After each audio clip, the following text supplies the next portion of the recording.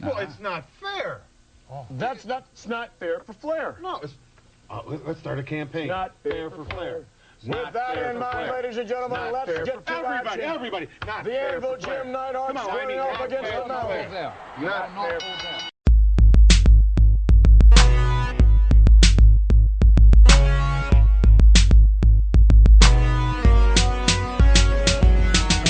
My God! I almost forgot the fourth horseman. Ric Flair, go! Nick, your boy Ric Flair is coming to Winnipeg. Here he is, the world heavyweight champion. Wally Carbo, the great wrestling promoter, called me on the phone and said, Nate, said Slick Rick, champ, I'm going to make the price right. Brother, your credentials are unlimited. But you got to take a long look at yourself before you walk that aisle. Because this right now is the toughest piece of work in wrestling today. Not Ricky Martel, not the Road Warriors, not the Freebirds, not the Road Warriors, but Ric Flair, woo, the living legend, the world champion. I can't help that I'm custom made. I can't help, but I'll tell you this. I can't help that I look good, smell good, woo, can't dance all night long. I can't help that I'm custom made. I can't help, but I'll tell you this. I can't help that I'm the greatest wrestler alive today. That's the world champion. Well, hello everyone, and welcome to part 3 of this special mini-series, Fair for Flair.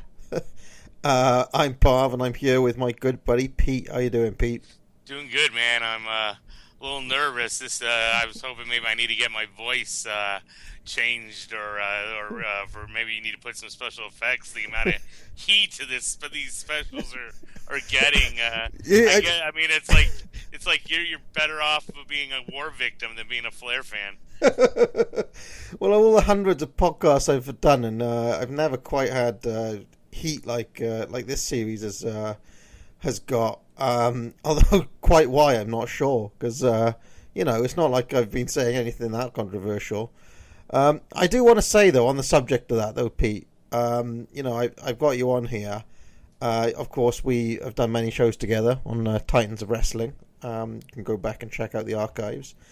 But it occurred to me that, Pete, you're known as a guy who's high on Ric Flair, but especially on the podcasts, and indeed on the boards that I can remember, don't really recall you talking about Ric Flair that much, and, didn't really have...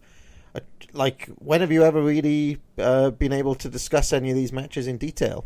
I really don't. I've done it maybe in the hidden forms, because I'm part of the Death Valley Driver 80s committee crew. So I worked on the world class set. I had my fingerprints on the Mid-South and the Memphis set. I helped out with I had a big formation on the Smoky Mountain Wrestling set. So I do a lot of reviews, especially with Flair, because he was all over these things. I'm working right now. I'm on the NWA committee with Chris Zellner and Will, and we've gone over tons of Flair matches. And I feel like I've watched more Flair than probably, a handful of guys in probably in the world. Yeah, no. Well, one of the reasons I wanted to have you on, Pete, not just because I reckon there's a perception among some people that I've just got cronies of mine in. That's not true at all. Okay, Pete has watched more wrestling than not just Ric Flair matches, but wrestling period than practically anyone I know. I reckon you've got to be up there in the top 1 percentile. Yeah, Dylan Hales, another guy who's watched a lot of wrestling, he put me up as easily one of the guys who's watched probably top 5 in the whole entire world. Right. Now, that says something when Dylan's saying that, because he's probably in the top 5 too. No, Pete, you and I have done 50 plus 60 shows together. You're right. Would it be fair to say that you and I agree on everything? Not at all. We do agree a lot. Don't get me wrong, but Backlund's definitely a sticking point. That's an argument we have. I'm one of those. We argue a lot about.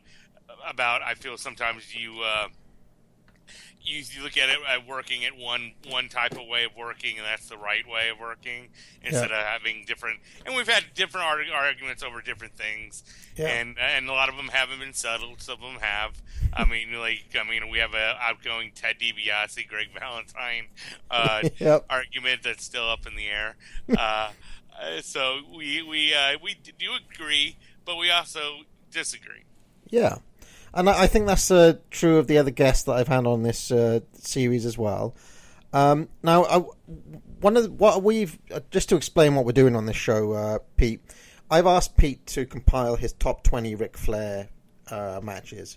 I haven't done a list myself. We're just going to go through Pete's list. And the reason I didn't do a list, Pete, is because I very recently did my top 100 matches of all time. Yeah, and that's pretty daunting. Yeah, and I just thought it might feel a bit redundant if I then, went over, because a lot, it was 11 of those matches were Ric Flair matches of the 100. So I just thought, I'll just note where, if any of these matches rank in my 100, I'll note where I put them. So, so what we're going to do today, Pete, I've been wanting to look at different aspects of, the greatness of Ric Flair on this series. And through these 20 matches, really, I want to kind of get a sense of what are Ric Flair's great matches, what is great about these matches, why do you think they're great? So, shall we take it from number 20? Yeah, that sounds good. All right. So, what we'll do, Pete, I have the list here. So I'll introduce each match, and then you can kind of give us a comment on why you picked it and why you think it's a great match. So just flip flop 9 and 10. I had that backwards. 9 and 10. All right, cool. Yeah. Well, number 20 is against my man Ted DiBiase. This is from Mid-South. It's November the 6th, 1985. So why did you pick this match, Pete?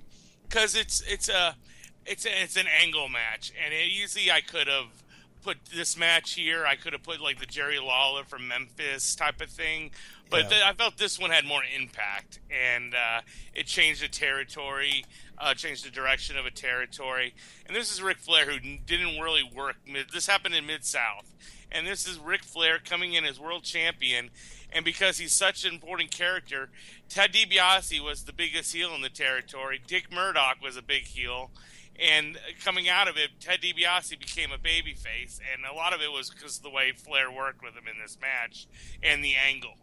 And I felt it's something we don't get to see. We all hear about the great, Flair worked 40 minutes, Flair worked 30 minutes. All this was like probably a 7-8 minute studio match that it's just a famous angle. If you haven't seen it, it's a shame. Shame on you for calling yourself a wrestling fan. It's just basic booking with a twist, and then you start off with everyone. Flair comes in, Murdoch, Butch Reed, Ted DiBiase. They all want the title shot, but getting it is Ted DiBiase.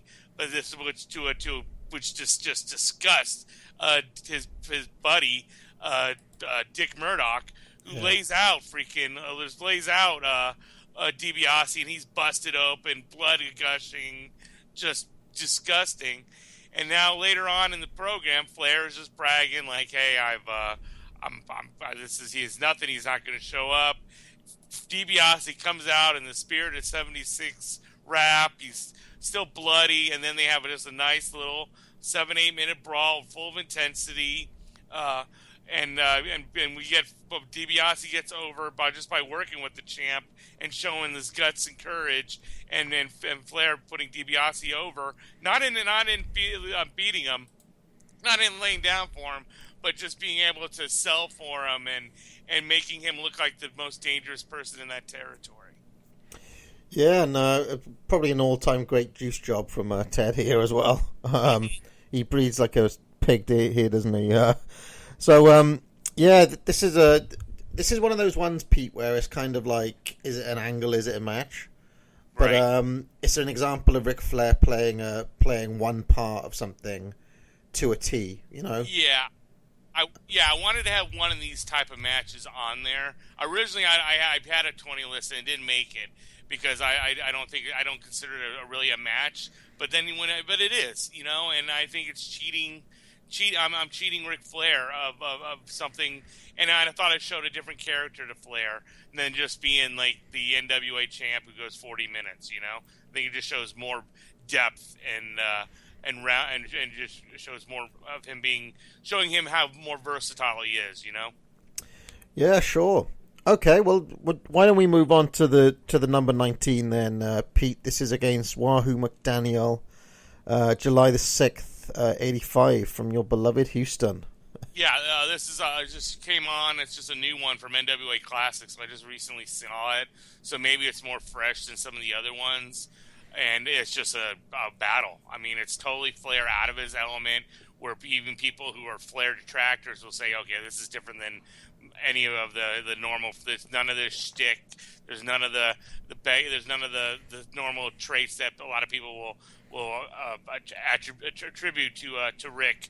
This is just him and Wahoo going toe to toe, throwing chops. Wahoo and both guys just selling each other's offense really well. Everything's real credible, and they built to another rematch. And plus they had the announcing on this one was actually Bruce Tharp and another guy, and they actually play into the. I thought it helped because they really did a good job of explaining the history between these two guys and what a all-time legendary feud they had in the Carolinas, and here it's into Houston. And so it felt much more, the stakes were higher than a normal world title match for Flair. Not only was he defending his the 12 pounds of gold, he was also defending his reputation against Wahoo as who really was the king of the Carolinas, Now, Pete, I've just realised, this is not one of the two matches that I reviewed a while back. I just assumed it was. I didn't look at the dates. But it looks like 7/12/85 and 26/7/26. No, it's 7/12. I just have the date wrong. Oh, yeah, no, it's 7. Okay, so I'll just give that date again. It's 7/12/85. And yeah, I watched that a while back on NWA Classic. I thought it was pretty amazing, Just loved the stiff chops, Pete. And I mean, I read something earlier on that suggested that like Ric Flair wasn't in his comfort zone working a match like this, and I just think that's like bullshit. That's ridiculous. I mean, he grew up in the Mid-Atlantic territory, grew up watching a guy like Wahoo McDaniel, so he my impression is that Flair is in his comfort zone when he's laying the shots in, working stiff, taking the chops, giving the chops. I mean, that was one of the things that he always complained about, that some guys didn't like taking the chops. Brett is a guy who always brought it up. Yeah. I mean, hell, he drove Johnny Valentine around. You think he'd learn something about being stiff? Yeah. So I mean, it's just one of those things that I think like a lot of the criticisms that I've been seeing is basically like Flair versus what I'm calling a broomstick. And the match that they're bringing up quite a lot is when he works Terry Gordy, who's obviously not a broomstick. Right. But it's like, okay, it's fair enough. There's that one match, but I think people think that match that he works with, like Nikita, Sting, you know the match that we're talking about. Right. It's him versus a bigger opponent. He'll take a couple of gorilla press slams, come off the top, rinse, repeat. That is not. Like, that is one match that he had that he'd roll out, but I wouldn't say that was his kind of bread and butter. I would actually see a match like this against Wahoo as being like the core of what Flair, like how Flair grew up and what he was about, and that match that we're talking about, Pete, is his kind of go-to NWA touring champ match against a lesser opponent. Yeah, right. I can buy into that. Anyway, let's go to your number 18. And I'm excited to talk about this one. This is from September the 15th, 92, and it's against Tenryu in War. 7 years later, I'm sure every Flair. That's the thing is, like, I grew up in Flair. I'm originally from St. Louis, so I grew up on him in St. Louis. I moved to Houston. I'm sure if you've heard me, I'm a pretty big advocate of the NWA Classics. I lived in during that territory too, so I saw Flair. live in Houston once or twice. On the footage, I saw my freaking brother in the crowd. These are 80s Flair is where you really tell the difference, and that's when he was the man. But here, he has like the fountain of youth. He captures the fountain of youth a little bit, because once he went to the WWF, they didn't really let him be Ric Flair. We didn't get to see him in the suits and the glasses and the Rolexes, and he still had his nice robes and stuff, but he felt more like a character than the actual Ric Flair. We should probably explain the context of this a bit. This is from War in Japan, and basically Flair was the WF champ, but he was working was this a co-promoted show, Pete? Or co-promoted show. J.J. Dillon, who has a connection with Flair, put it together with Akio Sato, and it was actually, I think it was SWS at the time, which was another Tenryu promotion. Right. Okay. And so he is the WF champ coming in to face Tenryu. His title on the line as well, I believe. So this is kind of a weird deal where it's Flair, WWF Flair, kind of coming in as the champion in Japan. So we get a kind of weird glimpse of the NWA Ric Flair as like facing Jumbo or facing, in that, or facing Harley or something in Japan. So you get a little bit more, like he reverts back to his, like you've mentioned the four faces of Flair. So now we're back to one of the faces where that's where is my favorite type of Flair, which is the confident, cocky, I'm the best, Flair. And here it's another war, and it's a chance, because in the WWF, they didn't let him go 25 minutes much. Besides working with Brett, I don't think he went over 20 minutes with any of these opponents for the most part. We were seeing that footage. We're lucky if we get 16 to 18 minutes. We've seen him with Piper and Hogan. They're usually like 12-minute matches. And they like to work lighter in the WWF. It's a stylistic choice. I feel he began to start losing a little bit of his confidence in the WWF, and I'm sure a lot of it is playing with the politics. And I think this is the first time ever in his career where, I know he's a big fan of Vince, but I wouldn't be surprised. We've heard the stories of Vince marching out Flair and Savage to redo their match on TV. That's probably unheard of for Ric Flair, and having all these people giving him input and stuff into his matches. You see the move set pared down a little bit, Pete. We talked about how the WWF heels have to work as chicken shits a lot of the time. Yep. He was kind of like, I don't want to use a nerdy term here, but he was kind of a little bit nerfed in WF in the ring. Yeah, exactly. But I think here with Tenryu, he got to shine. I think because it was in Japan, I don't think he had too many people. Meddling into his match, and he was able to be Ric Flair, and Tenryu was able to be Tenryu, and they had a barn blistering freaking battle. We see Flair go to the mat a little too, working the leg. You see Flair as an old self talking shit, talking crap. He was Flair. He was talking shit to the crowd, talking shit to his opponent, having a kick-ass match. And then when it was time for Tenryu to kick his ass, I'm sorry for all the cursing. He just sold and sold and sold. It was just another different type of Ric Flair match. We're seeing him be able to stand up and throw hands with people, and he doesn't get enough credit for that. Well, I just come off the back of watching this, Pete, as you know, and I'd never seen this match before. So kudos, Pete, for picking this one out, because I thought this was absolutely amazing. Now, this is when Flair comes out in this match, and if you haven't seen this match, I would actually recommend stopping this and watching it now, because I just think if you like Tenryu, or if you like Ric Flair, or if you'd like to get a chance to see two legends against each other, this match delivers. You know, it's one of those times, Pete, where this is matched everything that you'd hoped it would be. When I saw that on paper, I was like, right. First of all, I want this match to be stiff. I want it to be worked at an intensity, and it's exactly what happens. You know, they beat the crap out of each other here. Flair, when he comes out, is all business. You know, he's like, you can tell he's got his game face on, and he's not come to play at all. And this is something that we were talking about before, Pete, where when he's in Japan, you often see Flair come out with his game face, you know. He's like, I'm not messing about here. I've come to show you that people that I am the best. And you can that's a little example of Flair understanding what the crowd are about.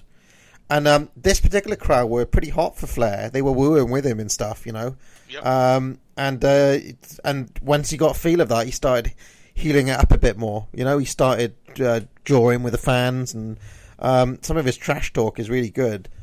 And one other thing I want to say about this match is a lot of people will say, "Oh, Wahoo pushed Flair out of his comfort zone," or so and so did it. Well, you know what?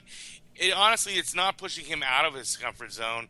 It's just him getting reacclimated to his own comfort zone, because he worked similar matches in this type of tough man contest vein with Ron Garvin, Wahoo. We saw it here with Tenryu. So it's not just like one guy pushing. I mean, it's multiple people working it with different people. It's him having an opponent who he feels comfortable enough to do that with. Yeah. That's basically what it boils down to. So it's basically him being with a guy who he feels is on the kind of level that he could have this kind of match with, you know. I actually thought that this another part of this match, Pete, which was really refreshing to see. This was Ric Flair as an absolute ass kicker. Like, he really kicks Tenyu's ass for I would say he takes about 65% of this match, 70% of the match. Yep. Like, he decimates Tenyu's legs. Some of the spots he pulls out, you don't really like. He pulls out a few spots in this match that you don't typically see him do. I was really blown away by it, to be honest. Yeah, it's also it's also kind of, we look at that myth of Flair really wasn't interesting working on top. His offense wasn't interesting enough to work on top. That's why he always sold. Well, I want to say here he worked very good on top. His offense was credible and stiff, and he looked like an ass kicker. Absolutely. So, yeah, that's a fantastic one. And I reckon a match that even big Flair fans like me, I know Chad hasn't seen it, should track down. You know, I think this is one of the great Ric Flair matches that might fly under the radar a bit, just because of where and when it happened. So, yeah, that's on YouTube. I've just watched it, so there's no excuses, people. Let's move on, Pete. Your next match is in Japan, also against another Japanese legend, Jumbo Tsuruta. And this one is from 6/8/83. It was 29th on my greatest matches of all time list, 85th on Chad's. Why don't you talk to me about this one? Yeah, it's a match I haven't seen in a while, so it's a little hazy, but I just went by my notes. Yeah. And it's an incredible hour draw, and we get to see Flair show his stuff in Japan, and we get to see Flair work holds, work really snug and stiff, and it was just a different. It was like him coming over and wanting to show Japan that he's the best in the world, and that Jumbo isn't. And I thought we had an incredible draw. Yeah, no, it's been a while for me as well, Pete, at least 2-3 years. But for me, this is Flair's kind of technical masterpiece, you know. Like, people say that Flair doesn't do a lot of mat work, or that he doesn't like working the mat, or... I mean, weirdly, and this is something that you may have heard on his podcast, Flair doesn't actually think that him and Jumbo had much chemistry, which is really weird, because I always thought they worked pretty well together. But I think it's because this is a slightly slower, kind of 70s style match. Do you think that's fair to say? Yeah, and it wasn't like, it did not cut. I mean, it cut a decent pace, but nothing like what the Steamboat draw, or even we're going to look at a Barry Windham match that went 45 minutes. They didn't come close to cutting the pace those guys did, but it was a different. And so I can see where Flair, sometimes because he's takes so much pride in his cardio and always being able to perform. And I think he might he's a guy who had to slow it down. And that's a testament of what a good worker you are.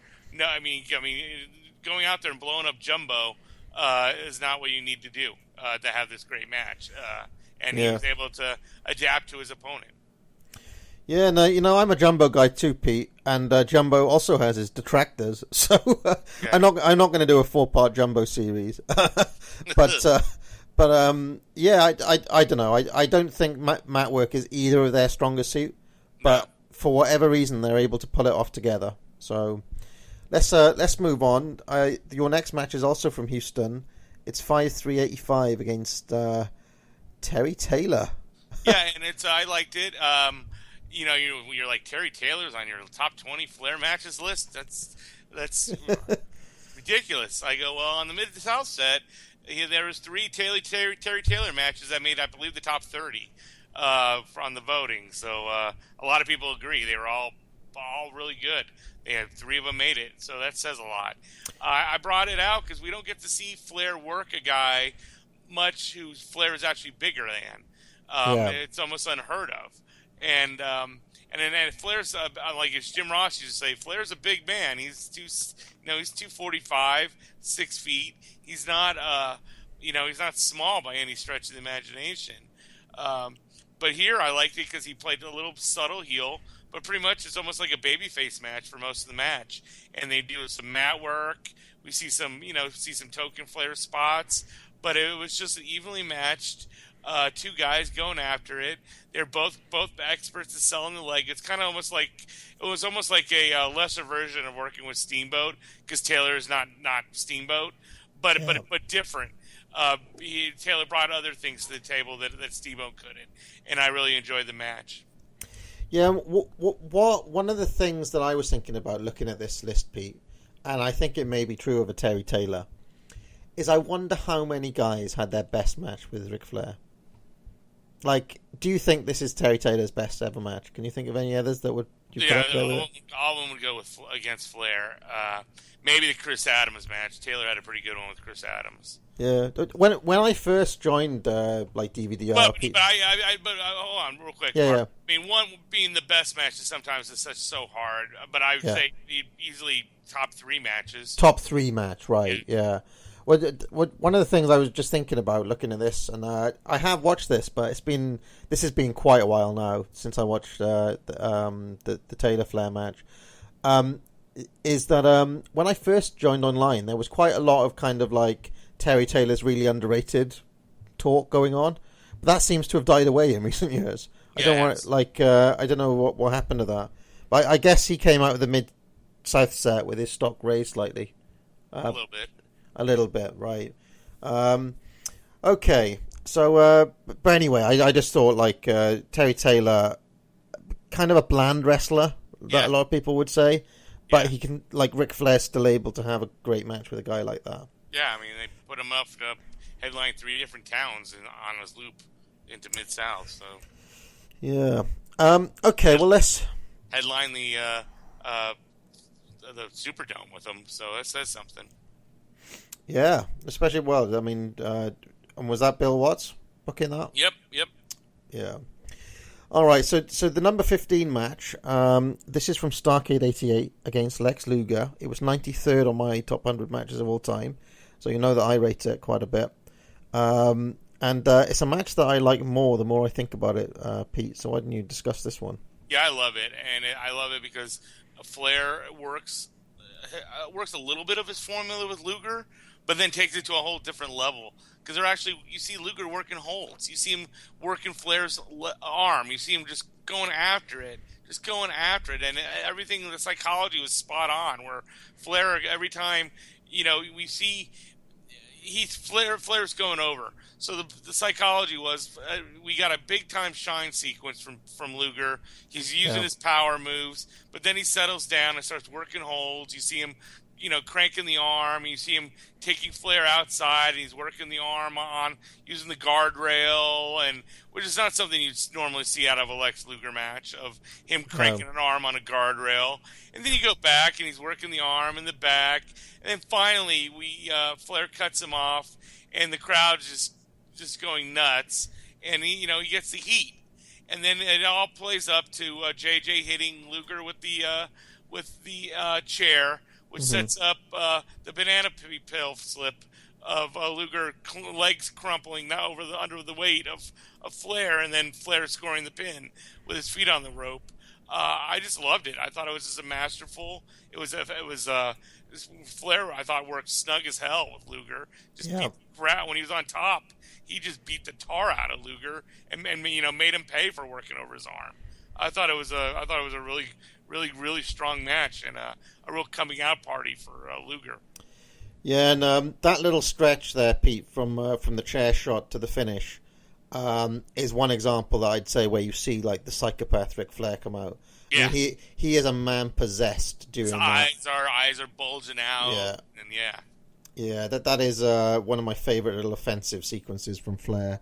And Luger was pretty polished, I'd say, by this point in 1988. Not a broomstick in my mind. He was actually a pretty good wrestler, I would say, by this point. Yeah, but I always said this was his high school graduation diploma, and then when the next year he worked with Steamboat, it became his college degree. Steamboat, first he started out calling the matches, and then he would call the heat, and then finally he let Luger call Then he let Luger call the heat section, and then finally he let Luger call the whole match. So it felt like that's how I view it. And then honestly, Luger ended up having this, after working with Steamer, he ended up having this incredible 1989, having good matches with everybody. Yeah, no, I mean, I'm in the camp that thinks that Luger could have been an NWA champ based on how he worked in '89. I mean, I don't know. We've talked a lot about Lex Luger and where the big boys play, but the point I want to make is, though, Pete, Lex Luger is not Kawada. He's not Misawa. And this is this is a really, really good match, whichever way you look at it. Yeah, exactly. Yeah, I mean, I think Flair, he didn't have nearly the incredible work. I mean, they all say, oh, he's the NW champ. He got to go in and work with the best worker in the territory. I mean, some of these guys aren't that great of workers who he had to work with and was pulling miracle matches out. I put a lot of repeat matches on here with opponents. And I mean, I honestly did cut a lot out. Like, I would have added probably another Steamboat match or two on this list. I would have had another Wahoo match. I would have had another Wyndham match because I was trying to get other people on here to show Flair's versatility and stuff. Well, maybe Pete, before we get to the top three, we can pause and you can give us some honourable mentions. Okay. Okay. Just for anybody who's interested, check out more. That's one thing I would say as well about this whole series. If it can actually get people to sit and watch footage, that's one thing that I'd like. It's just the one thing that has slightly upset me over the years, that people like me and Charles and Pete and Chad have been having this argument. Is that, like, just sit down and watch some of these matches, for God's sake, you know? Just don't give me like the same old arguments again and again. How about just like actually just watching some of the stuff and then breaking it down and then trying to explain how all of these matches are the same? Because you've given us 5 matches so far, Pete, that are completely different against completely different opponents in completely different times and places. So anyway, let's move on. Let's move on. I had my little soapbox moment there. This is the Crockett Cup 1986 against Barry Windham, number 14. And tell me about this one. Yeah, this is, I mean, it's just another match. Steamboat, I think, is Flair's best opponent, and I think Windham is a close second. And they were just so awesome. You know, we were seeing Windham bringing in, like, you know, incredible lariats and suplexes and At this time, they worked like they go almost 30 minutes, and they cut this incredible pace, all these great near falls, and it's just like, I mean, it's hard to explain because they're working holds, but everything, they're working the whole entire thing. They're not just, they might clank on a headlock, but they're looking for escapes, and they're working the whole entire time. It's just, it's actually really a textbook classic of two guys just meshing together and having the best match. And I mean, like Wyndham, I think Wyndham had his best matches with Flair. This is another great one, you know? So just remind me, Pete, is this a different match from the Superstars and the Superstation match? Yes, this is the Crockett Cup. Right, so this is a completely different match again. Yeah, I'm just like, that's one of the things with the Wyndham matches. I can never, like, in my mind, I don't have a clear distinction. Yeah.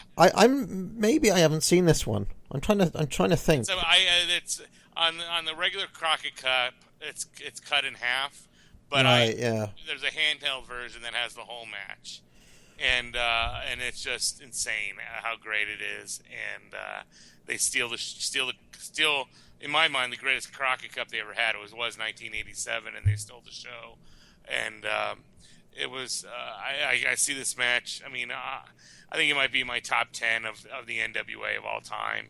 That's of Crockett. That says a lot. It's just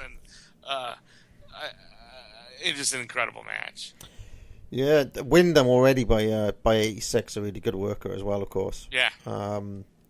He'd been working a long time by then, though, right? He started when he was young.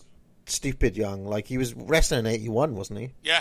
He was having 4-star matches, I think, by at least 81 or 82. I remember he had a great one with Harley on Florida TV. He was having incredible matches with Ron Bass, of all people, in 81 or 82.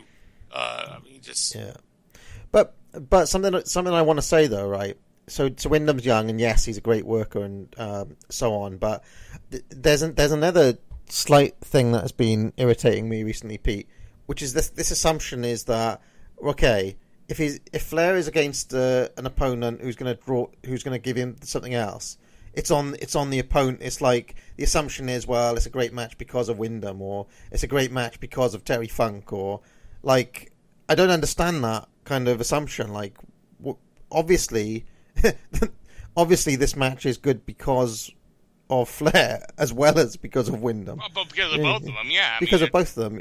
It's just that somebody was talking about, like, wrestling being like a dance, needing two different dance partners, and that a lot of Ric Flair matches are one-sided, like a one-sided dance. But it's like, okay, but if he has a great dance partner, you're going to get a great, it's not because he's a selfish worker. It's because in certain situations he just thinks, right, well, I need to lead this because I'm against a broomstick. Yeah. But if he's got somebody to tango with, you're going to get something great, So. Yeah, no, I agree. I mean, and I think this is a textbook of that. I think people overplay the Terry Gordy example way too much. And I agree. Yeah, Flair could have had a lot better matches with Gordy than what we got, and it's disappointing. But I think that's just one example. I mean, I think they play that card like it's like happens all the time.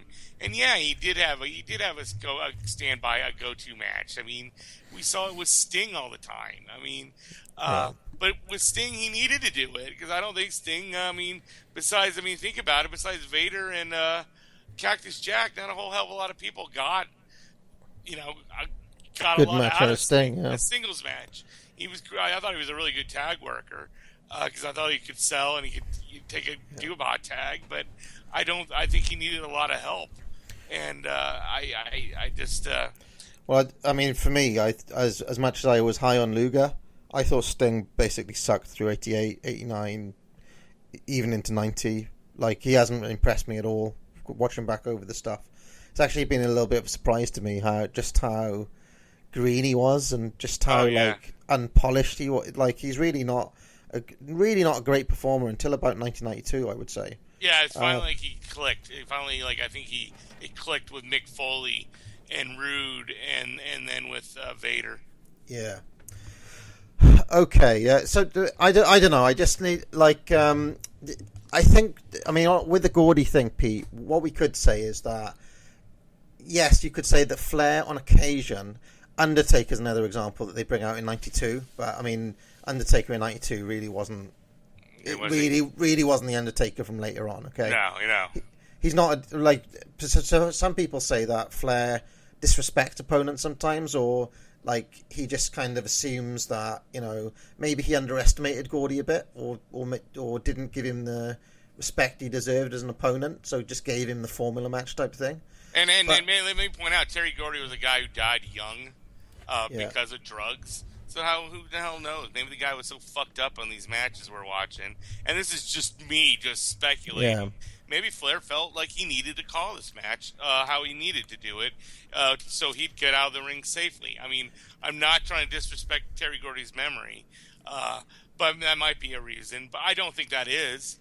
But there could be other circumstances. But all I'm saying though, Pete, is that okay? Right, well, we know Ric Flair is a bit arrogant, the real life Ric Flair, and that we know that sometimes he might just genuinely underestimate some people's abilities, but that doesn't make him, I don't see how that's such a terrible knock when he's able to have great matches with all these different people. And one other thing, too, let's point out, is Flair always put a stress on working with people on how over they were. And Terry Gordy was over, but over as a heel. So having to come in and work a match with a heel, as opposed to working with the Von Erichs or Chris Adams, totally different. As in, he probably was like, well, I better get my spots in because the match isn't as over, because I'm not working with as over as an opponent as I am with Kerry Von Erich or David Von Erich or Kevin or whatever. Yeah, no, absolutely. And there is that as well, the kind of wanting to send the fans home feeling like they've, got their money's worth, which is something that, you always have to remember with any match that you see, they have the live crowd to, send home happy, as well as the smart mark sitting 20, 30 years later giving out snowflakes. Do you know what I mean? Right. I think Flair was one of those guys, and it's been the argument of going back and reevaluating footage. I always thought Flair lived for the moment. I mean, obviously that's why he's in debt to his ears, because he lived for the moment, and I think he wrestled for the moment. And I feel with Terry Gordy, he might not have felt he could have the maximum, he couldn't get the crowd behind him working that type of brawl with a heel. I think he needed to do. I think he felt he needed to do what he needed to do to get the best match possible. Did he make the right choice in hindsight? Probably not. But I feel he was trying to have the best match he could. All right, well let's move on, because here is Flair against a monster heel, Vader, Starrcade '93. Pretty high rating with this one, Pete. Yeah, I think it's one of the greatest stories. A lot of this was I put with it because of the history. 10 years when he won the title against Race. Race is now Vader's manager. He comes out to save Starrcade, because without Flair, that thing would have died a miserable death, since we had the Sid and Arn stabbing. The history of Flair in that stadium, and having the shots with his family and the build, and added all that, and then we get this just brutal. I mean, like Harley Race, I think, said it. I've had my ass kicked many times, but I've never let anybody do it like that. Sums this up. And Flair just takes a butt kicking, but he shows fire in this, and it's Flair as a babyface, and see him just fire back. Did you hear the story that Flair told about this on the podcast, where he said that Vader was kicking his ass, and Harley said in his ear, "Look, you've got to come back. You've got to stiff him." Yeah. Did you hear? I thought that was awesome. I didn't know that before. So yeah, it was in Flair's book too. Yeah. And it's just a great story. It's David versus Goliath, but it's the hometown hero. It's almost like the hometown hero going up against, and he's the underdog, going up against this freaking monster football team. but Flair was able to pull off the miracle. David Goliath. I mean, it's like freaking Carolina Panthers going up against the Dallas Cowboys back in the 70s. There was no Carolina Panthers. This was just, this is just every sports analogy, and you got to get behind them. And it was just a great story, great match, so much drama. I mean, and it was real. It came across as real. Flair's tears were real. Watching, he said it in the back, Sting crying, that's real. I mean, he cut promos about this, and it was real. That's what you got out. I'll tell you, Pete, I cannot watch this without tearing up every single time. It gets me going.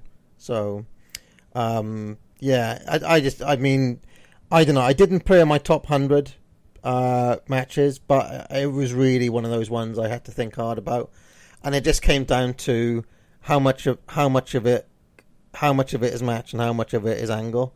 Yeah. But I would say that like WCW throughout its history was a pretty shitty company, to be honest. Yeah. I mean, it was rinky-dink in different parts. They messed up a lot of finishes. They messed up a lot of angles. Right the way through their history, this is one time where they executed everything perfectly. Yeah. And honestly, I think it may be one of the best booked kind of angles and payoffs. Yeah. Period. Yeah, and people don't forget. I mean, Vader's promo work in this was fantastic. He was wearing suits and doing at the podium. He was like Ric Flair, but a monster in a way, and it made it really good. It made it real compelling.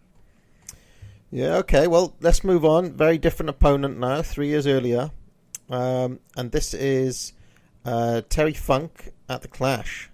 Yeah. 1989. This was 90 in my top 100, 57 in Chad's. Why don't you talk to me about this one? Freaking another war. I mean, this is double juice. They're chopping the tar out of each other. They're brawling all over ringside. And then Flair's targeting that leg and just destroying the leg. I mean, his leg work in this is just surgeon. But then you also have him brawling too, and then Funk bumping around,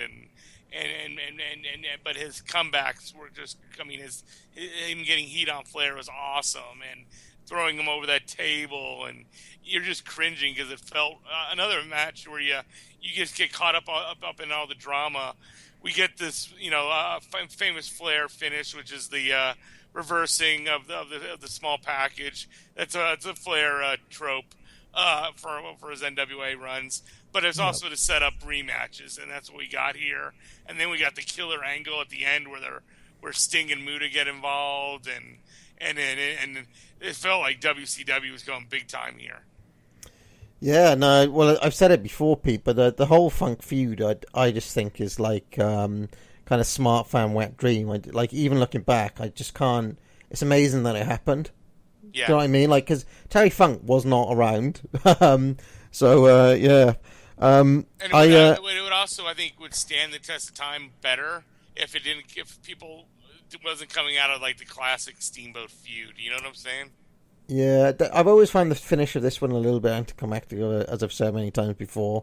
But one thing I do think is cool about the whole dynamic in this Flair Funk feud is that Funk is an opponent who is willing to give and give and give, and it's just like, I mean, as a Flair fan, where we're used to seeing Flair give so much to his opponents, it's refreshing to see him against the guy. I'm sorry, I was talking about the completely different one. This is the Clash match. This is the Clash match, yeah. I'm sorry, I was talking about the Great American Bash earlier. That's number 10. We can deal with them both now if you want, Pete. Number 10 was 27th on my list and 22nd on Chad's. But why don't we talk about them both, Pete, together? It's kind of like the feud. I said this once, and I mean, it's a famous line that I was shocked. I was on a Stephen Graham show, and he's never heard it. It was the feud that started with a handshake and it ended with a handshake. And that's, I mean, it's just poetry. Just great. I mean, that Clash match would be up there with like one of the best of all time if it had blood. And that's what it didn't get. But we got the drama, and we got the figure four and the using the cattle prod to soften up to Funk's leg, and then the handshake was just awesome. Give it to me better than that, you know. It was just incredible. I thought it was an incredible ending to a feud, but it could have been better if we got the blood. Yeah, I really like the dynamic between Funk and Flair. All I was saying, Pete, was that, like, obviously Flair's a babyface in this feud. Yeah. But it's just nice to see an opponent who is willing to be unselfish. Yeah. And put Flair over as strongly as Funk did as well. So you've got to take your hats off to Terry Funk there. But again, anybody saying that this is Funk taking Flair out of his comfort zone, I don't really think so. No, we've seen it. We've seen that Flair's very comfortable in this zone. He was comfortable doing it with Wahoo. He was comfortable doing it with Ronnie Garvin. He was comfortable doing it with Tenryu. He was comfortable doing it with Vader. Yeah, I don't. That doesn't hold water. It doesn't hold with me. All right, well, let's go to number 11. I mean, if it only happened once, then maybe that argument holds weight. But it's become. I mean, it's become more. I mean, we've seen Flair do this more than Bret Hart. We've seen Flair do this more than famous Bruiser Brody. I'm not a Brody guy, but he's a guy who they gave him the freaking Brawling Award. They named it after him, Meltzer. I mean, is that Meltzer's fault? Yeah, maybe so. But I mean, you've seen Flair is a great brawler. We've even seen it later on in his TNA work with Mick Foley. They had that just weapons match. He was way past both guys. Primes are shot. They still were able to deliver the goods. I mean, Flair's very comfortable working a stiff-ass brawl. Absolutely, Pete. So let's go to number 11 now. This is another Lex Luger match, Wrestle War 90, February the 20th. A match that Chad and I have talked about at some length, as well as Charles. I think the review of that on Where the Big Boys Play maybe went half an hour or something. But I gave it 83 on my top 100. Chad went 98. A really good match. And is this another babyface Ric Flair match? No, he's heel. He's heel. No, he's turned heel again here. They did like a double turn, right? Yeah, it's like Luger's technically still a heel at this point until the finish. Right, but he's being cheered. He's kind of de facto face, and then because Sting, by the end they of the match. fucked up Sting. They messed up. That's Sting, right. Yeah. And so Luger got the shot, and right from the bell, this is the first WCW pay-per-view I had ever gotten, and I had gotten some WWF ones, and right from the bell, right when this started, I mean, after going. No main event in WWF land went 36 minutes or something. And you're like, okay, yeah, this is the place where they really wrestle. And right from the opening bell, though, like, I defy any match to find a better opening shot. This was like Muhammad Ali, George Foreman. This was like Mike Tyson, Evander Holyfield stare down at the bell. You know what I'm saying? It had so much drama before the match even started. And then the match started, and it was just an incredible Flair performance. Luger was incredible, too. And they have a different match than they had at Starrcade. But, I liked this one even better. It was more effective. The body was. I liked the finish better at Starrcade. But this match is another classic. You see Flair, Luger, freaking Flair shines Luger up like a freaking 18-karat ring, you know? And then Luger making his comeback, Flair getting the heat, just destroying the leg, you know, and just dissecting it, and, just drama, just oozing out of this match. Incredible match. Yeah, really good match, and possibly a contender for match of the year for 1990 in the US at least, that I can think of. 1990 matches, let me think. Well, yeah, the one also on the show, the Rock and Roll Express, Midnight Express. Yeah, no, that's true. Wrestle War, really strong card that year. And one of the cool things about the Luger feud is that unlike the Steamboat one, where so much is lost, we don't have so much of it on tape over the years, from the 70s and the 80s and so on. We actually see Flair Luger develop over a series of years. Yeah. And I think this match here is like the kind of the end product, the final. They've built up that chemistry. They know each other so well by this point that they could just go out there and have a match as good as this. Yeah. And that doesn't take, you can't just do that overnight. You build up a kind of rapport with an opponent. And and given how green Luger was in '87, I think that that's another kind of feather that you can put in his cap, that he was able to kind of bring Luger on to the point where he's able to have matches like this with him. Yeah, compare this to their Battle of the Belts match. Oh boy, it's like night and day. It's just right at this point, Luger is a smooth worker. Back then, he wasn't. He was a crowbar. All right, so we're getting through this, Pete. We're cutting a good pace here. So why don't we go to a guy I just mentioned now, Ricky Steamboat. This is your number 9 match. It was 10 on my top 100 matches of all time, 34 on Chad's. We're talking about the Chi-Town Rumble, February the 20th, 89. I think a little bit of a low rating here, Pete, but why didn't you talk to me about this one? It's another great match. It's a 5-star match. I can't help it that Flair has all these 5 stars. I didn't want to be a complete Flair fan and have all Flair Steamboat 1 through 4 on my list. I really do love this match, and it's they cut this incredible pace. I just think it lacks a little bit of storytelling compared to the other ones. But that's like comparing it's like comparing a Lamborghini to another fancy car. It's just it's still incredible. But it's worked differently than all the other matches because they're working this more of a Japanese style, fast paced. The finish is like a big FU to Dusty and the old crew on the Dusty finish. It had tons of drama, and my favorite moment is after Flair loses the belt, you see him on his hands and knees and his head down in dejection in the ropes. If that happened on WWF television, that would be a postage stamp. We always talk about those postage stamp moments. Yeah. That moment, I thought, carried the whole entire weight of Flair. And you talk about your 4 faces of Flair. He ran the gauntlet on this match, and he started out as that one, and at this time he's Flair who's been beat, and you see a beaten Flair, which is not a Flair you see too often. Yeah, well, the belt is everything to him, and he's lost it. For me, this is the kind of best. And I was here live. I was there live visiting my father. So that is absolutely incredible, Pete, that you were there live. And you still only put it in 9th. Yeah, and I still only put it in 9th.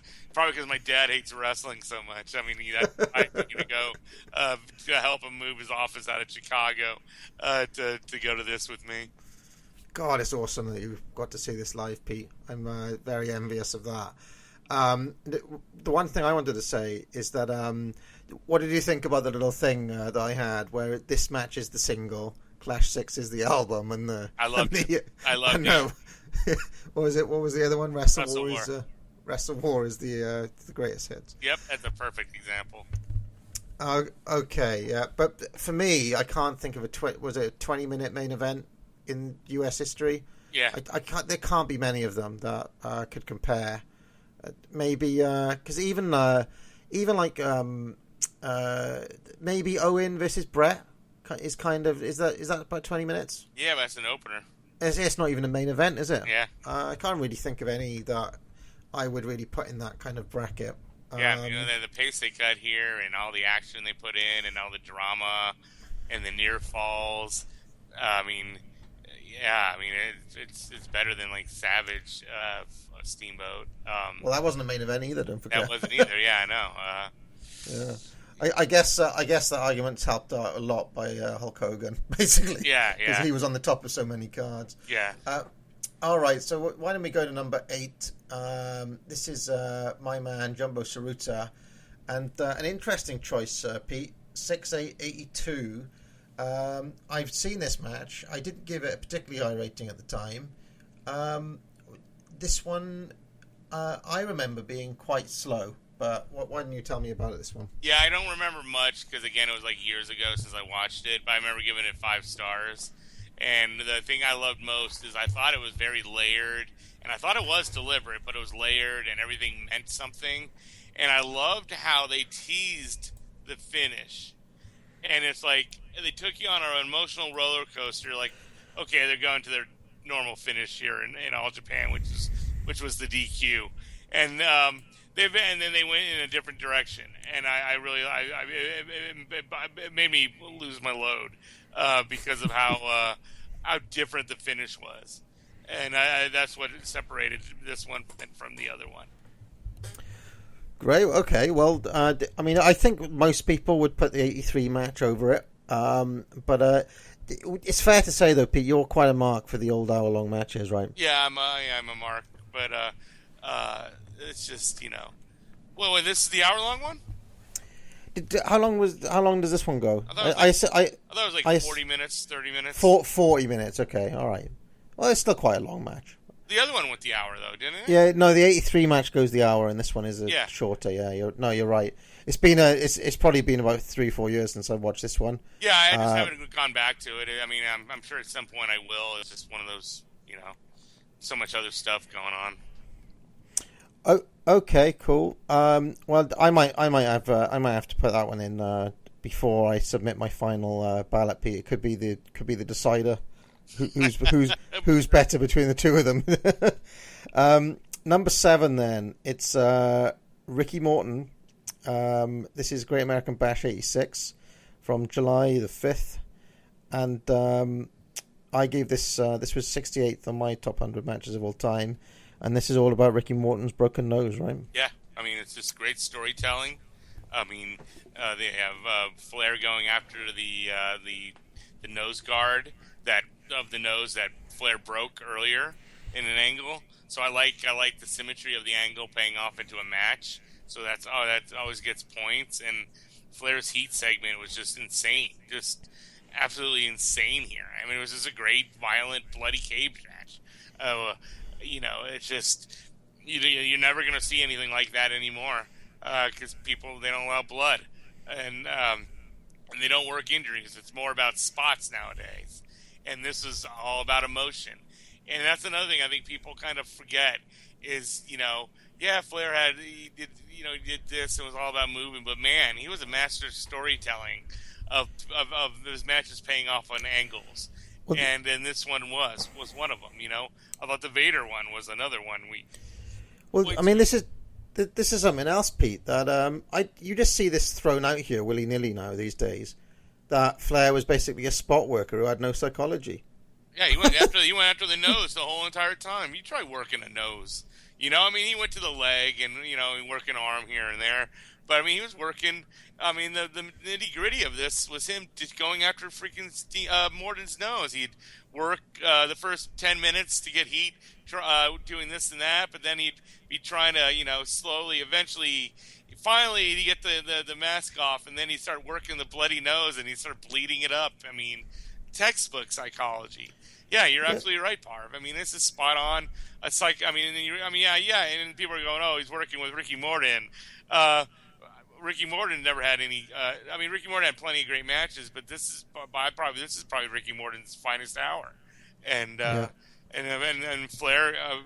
To some Flair fans, they might even say this is Flair's finest hour. It's an incredible match. The only thing I don't really care for is the finish a little bit, but it doesn't hurt the match that much. But it's not something I wanted to be a little bit more. I don't know, physical. Now, some people could say, well, okay, it's obvious because he's got a nose, he's got a nose injury, so he's going to go after the nose.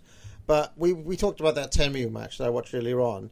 He consistently attacked the same leg all the way through that match. Yeah. With real kind of vigor, and that entire match is worked around a figure 4 leg lock. I think the psychology is perfectly. I mean, any of these matches that we've been looking at, the psychology when Flair is on offense makes perfect sense. Yeah. And like I was actually looking out when I was watching these matches tonight, Pete, for the times when he does the Flair flip over the top rope, or the times when he goes to the top and gets slammed off. Right. And like he uses that spot where he gets slammed off as a transition, basically. It's a transition spot where he's been on offense and he wants to let the other guy. He you know, it's. I don't actually see it as that big of a. Like people always reference those things as if they're some terrible thing, but I don't actually see why there's such a. Why there's such an issue in any of these matches. Yeah, another thing that bothers me is people say, why is he chopping first? Why is he not going after the leg first? It's like, well, you know what? He's chopping these guys to mess up their breathing, to get them to slow down, to injure them a little bit, and then it gets them tired. It's called wearing down your opponent. You just because you don't always just have to go after the leg to work the leg. You can go after different aspects of someone's body to wear them down before you go after the leg. It's just, I mean, it's just different ways of attacking. And I think it was maybe Marty on part one was talking about this a bit, but it's like the first chop is not the same as the chop that he's doing 25 minutes in. Yeah. The first chop might be to say, "Hey, how about that? How do you like them apples?" type thing. Yeah, wake me up. You know, the next one might be it's sort of like there's a kind of psych out mind game element to the early chops, I think, and then as the match goes on and on, now he's trying to hurt you. Now he's desperate. Now he's trying to think of something else. Do you know what I mean? It's like even take it as a little kid. I'm sure a lot of people play the punch in the arm game. That first punch didn't hurt nearly as much as punch number 15 in the arm. I mean, that's kind of the same thing, you know? But also, like, I've been watching a lot of Masawa matches recently, Pete. How many times does Masawa go to the old elbow? Tons. I mean, he probably does more elbows in a match than Flair does chops in a match. Oh, yeah. I don't really see anyone on his case for it. I mean, Masawa, New Japan still does throws those elbows. I mean, it's if you don't have a forearm exchange in a New Japan match, there's something wrong. I mean, Masawa's elbows have almost changed the whole entire culture of wrestling. I mean, Flair's chops does the same thing too, I guess, to an extent. Well, they still say woo. They say woo, and everybody does a reverse knife edge anywhere now. Yeah. So, kind of bugs me a bit, Pete. But it also makes me happy that Flair kind of has a legacy in wrestling. But I don't know. I can't really I don't see criticisms around the chop either. To be honest, I don't understand them. Speaking of chops, why don't we get to this next match? It's Ron Garvin. This is from 9/25/87. That is not the Starrcade match. It's the match where Garvin wins the world title. For me, it's the 42nd match, best match of all time. Chad gave it a monster rating, 15 on Chad's list. Well, you've put it fairly high up here as well, Pete. Why don't you talk to me about this one? Yeah, it's actually a match years ago, and it's bothered me to this day. Where I posted one time where I thought this match, and this is how the times have changed. I said I thought this match was better than better than Savage Steamboat from WrestleMania in the same year, and this was during the Smart Choice Greatest Wrestler of the Year poll. This is in 2006. Yeah. And I got backlash. Like I said, the sky was pink. I could not believe it. But you know what? I think time has now proven me right. And I think more people will say this is a better match than the Steamboat Savage, or at least they view them at least being in the same stratosphere. And this is just a battle. I mean, hard chops, stiff as hell punches. The crowd's hot. These guys mesh so well together, and they've had so many different matches with each other. And this is, I think, might be the most brutal one they've ever had with each other. And again, it's Garvin took Flair out of his comfort zone. No, it's Flair reestablishing his position as a bad motherfucker. And this is Flair fighting for his title, and he's giving as good as he got. And there's only a few people Flair felt comfortable working this stiff with. Ronnie Garvin's one of them. Yeah, no, I think Garvin is another great Flair opponent. Would you say Flair was Garvin's best opponent? Did he have any matches that you'd put on par with this one that you can think of? I'm trying to think. I mean, Valentine's were good, but now they weren't at this level. He had a couple of matches with Randy Savage, I want to say. Ronnie Garvin? Yeah, that was a good one in Memphis. He had some decent ones with Jake the Snake.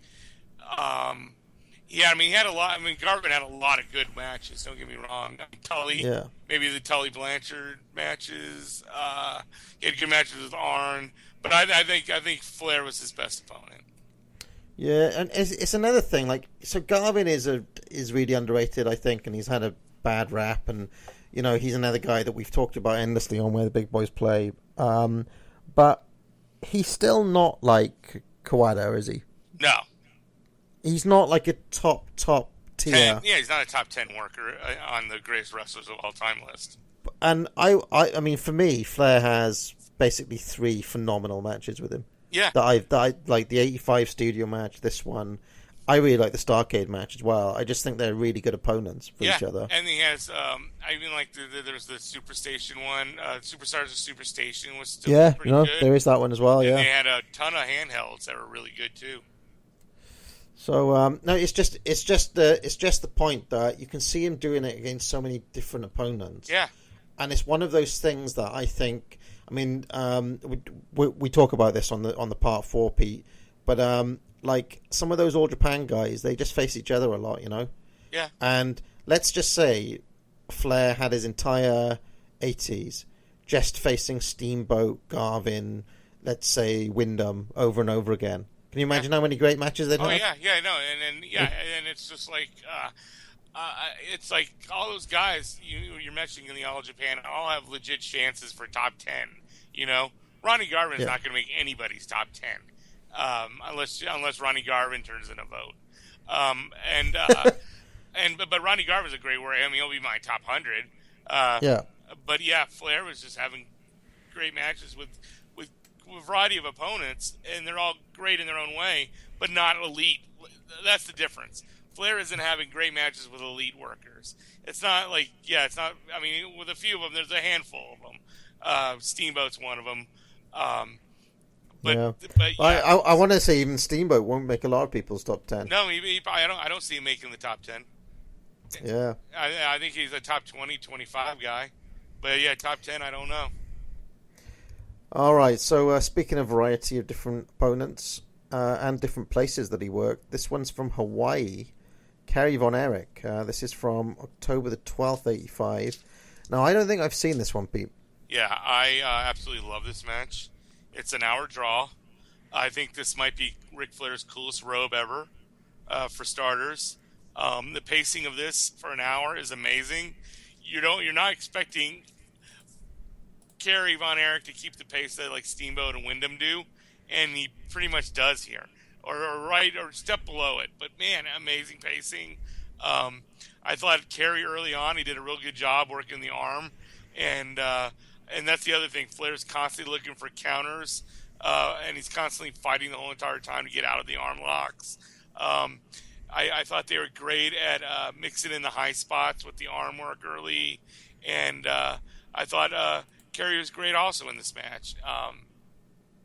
Flair had the crowd just freaking going nuts in this match, and we see later Flair misses a knee drop, and Kerry sets the figure 4.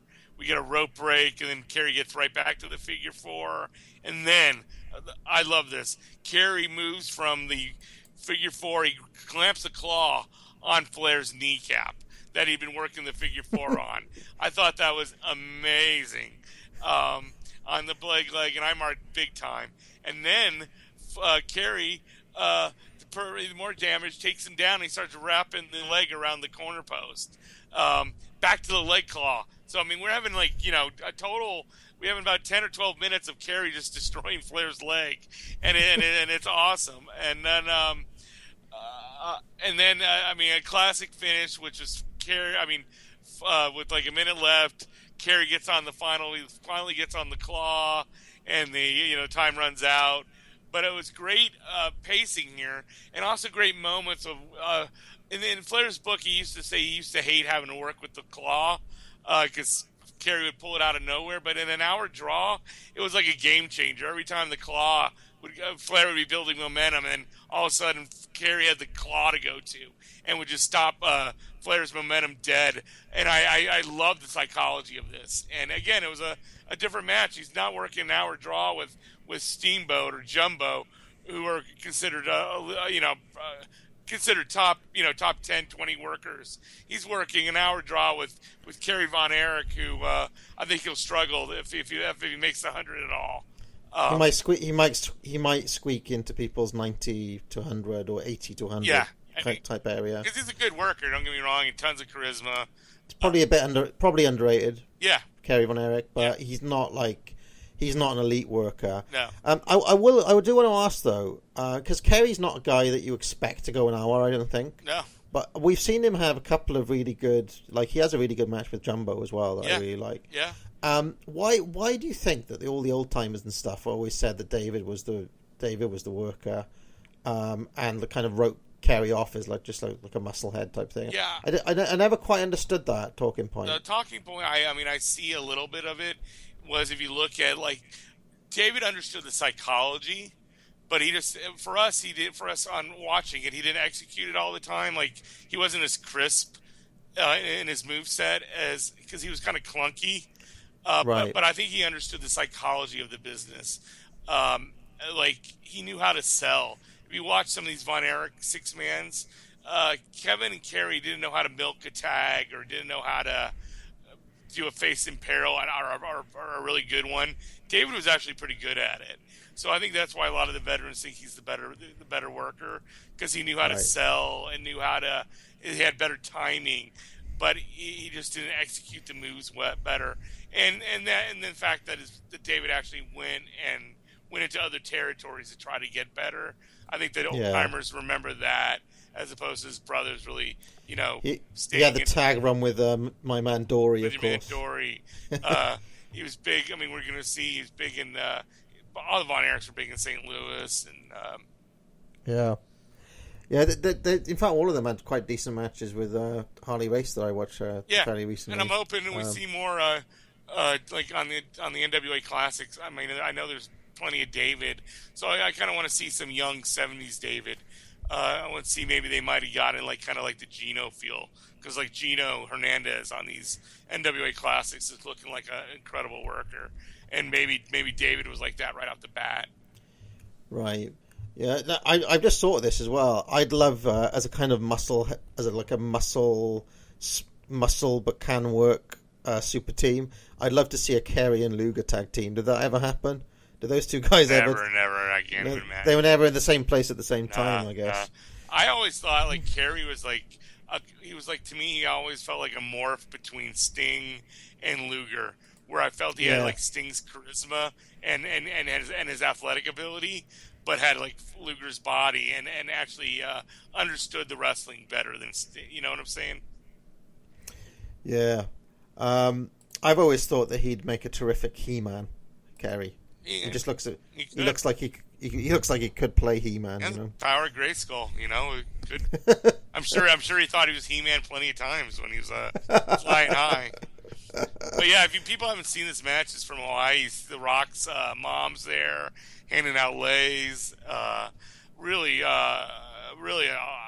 it's a classic that people don't really talk about. I know our friend Charles is a big proponent of it.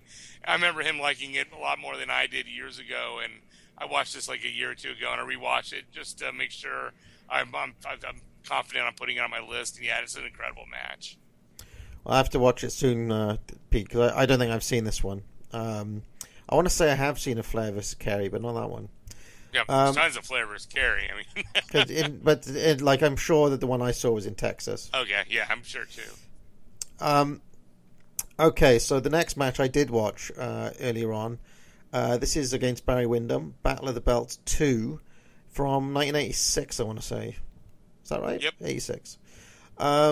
Okay, so this was in Florida, Daytona.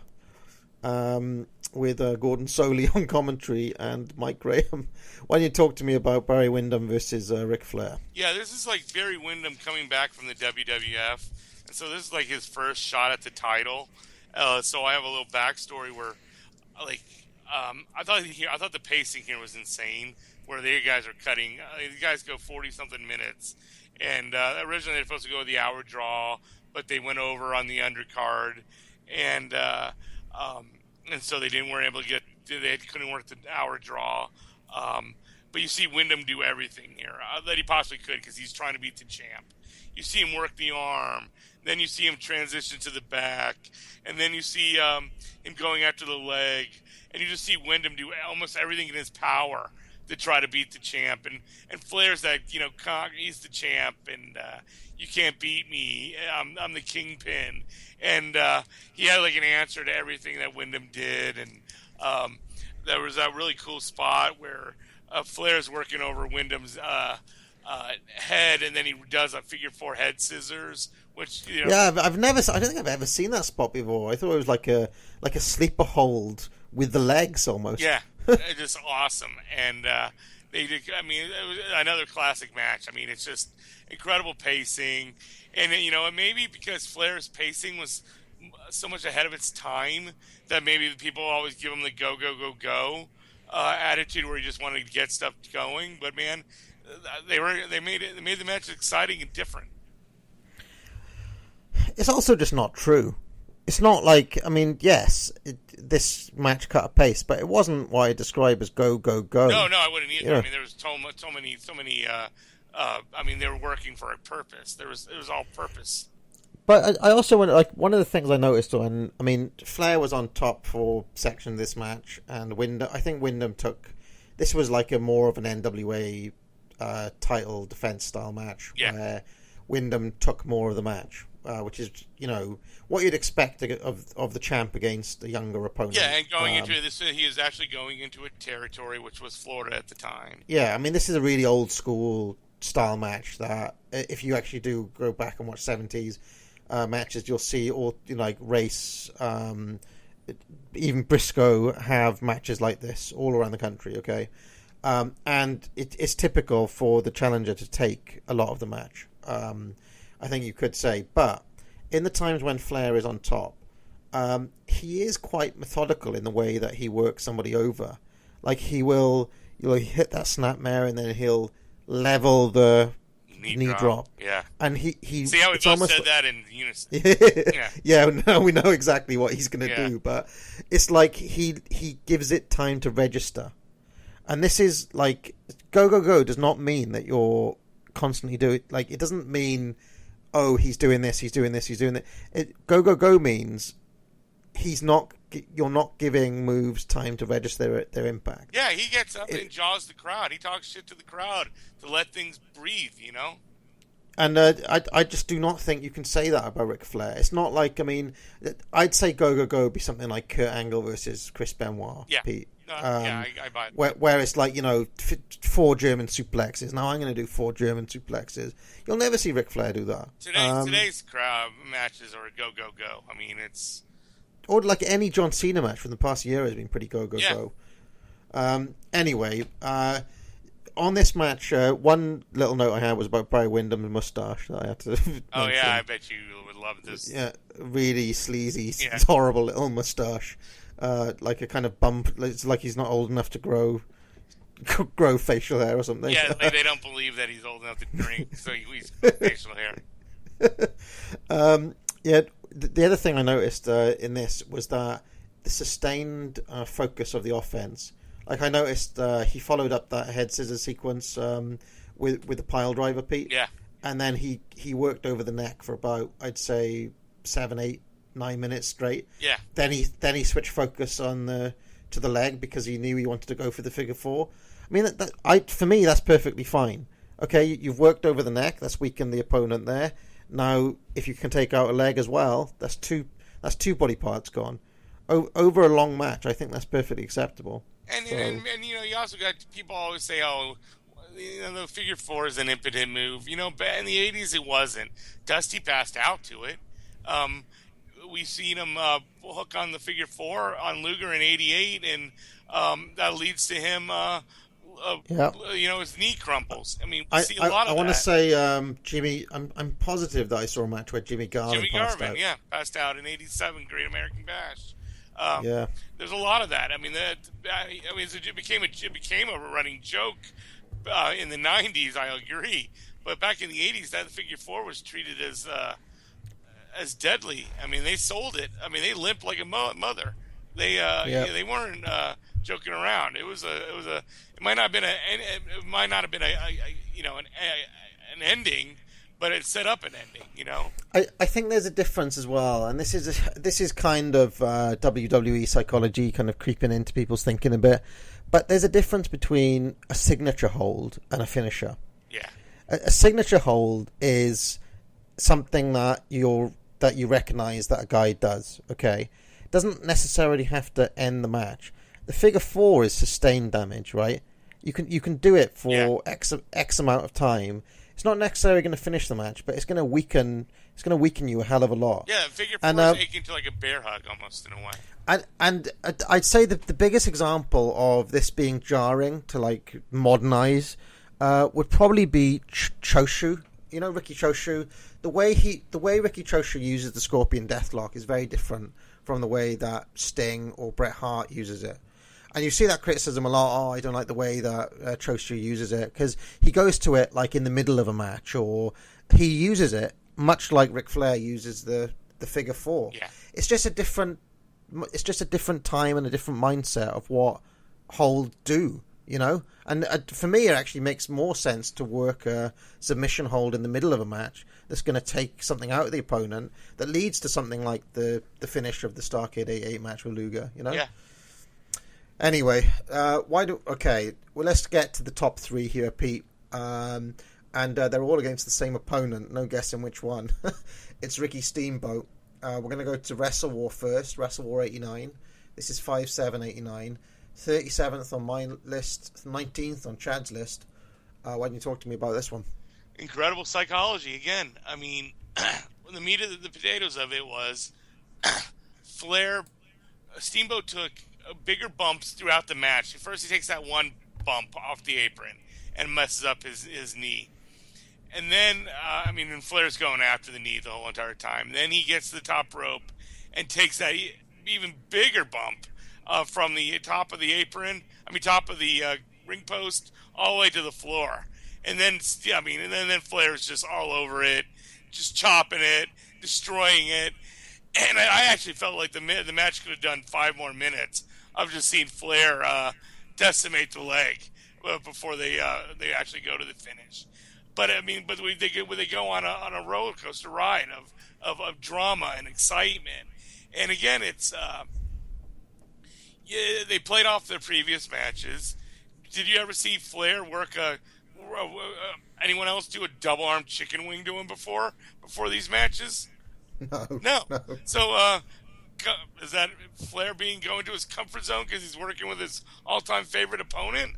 No, he wants to do something different. That's a great worker. And they used that chicken wing throughout their feud. There's some lovely back references during this whole match. That's why I always say it's the greatest hits package. Yeah, because there's little references to stuff that they've done in some of the previous matches, and I always love that kind of. It's something that people give the All Japan matches praise for, and I think you can see Flair and Steamboat do it here. Yeah. So why don't we go? I think the Wrestle War match has been discussed a lot, but your number 2. This is March the 18th, 1989. Monster rating for it. This is from Landover. Yep. This is Ricky Steamboat, a handheld, Pete. Now, no, not even really a handheld part. Yeah, no. Actually, I noticed that they were coming up with local, it was coming up with. So what was it? It was filmed but wasn't aired. Or I think it was the deal? Filmed, and what we were watching is obviously you've not been in America, but back in the day, in the '80s, they'd have TVs if you go to the ballpark, and the game would be on the TV, but it'd be from not even a real feed.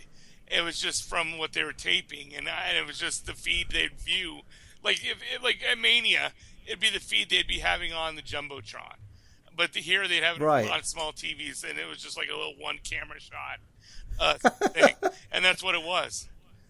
That's amazing that exists as actual. That's so that you see, like, come to terminal something or another.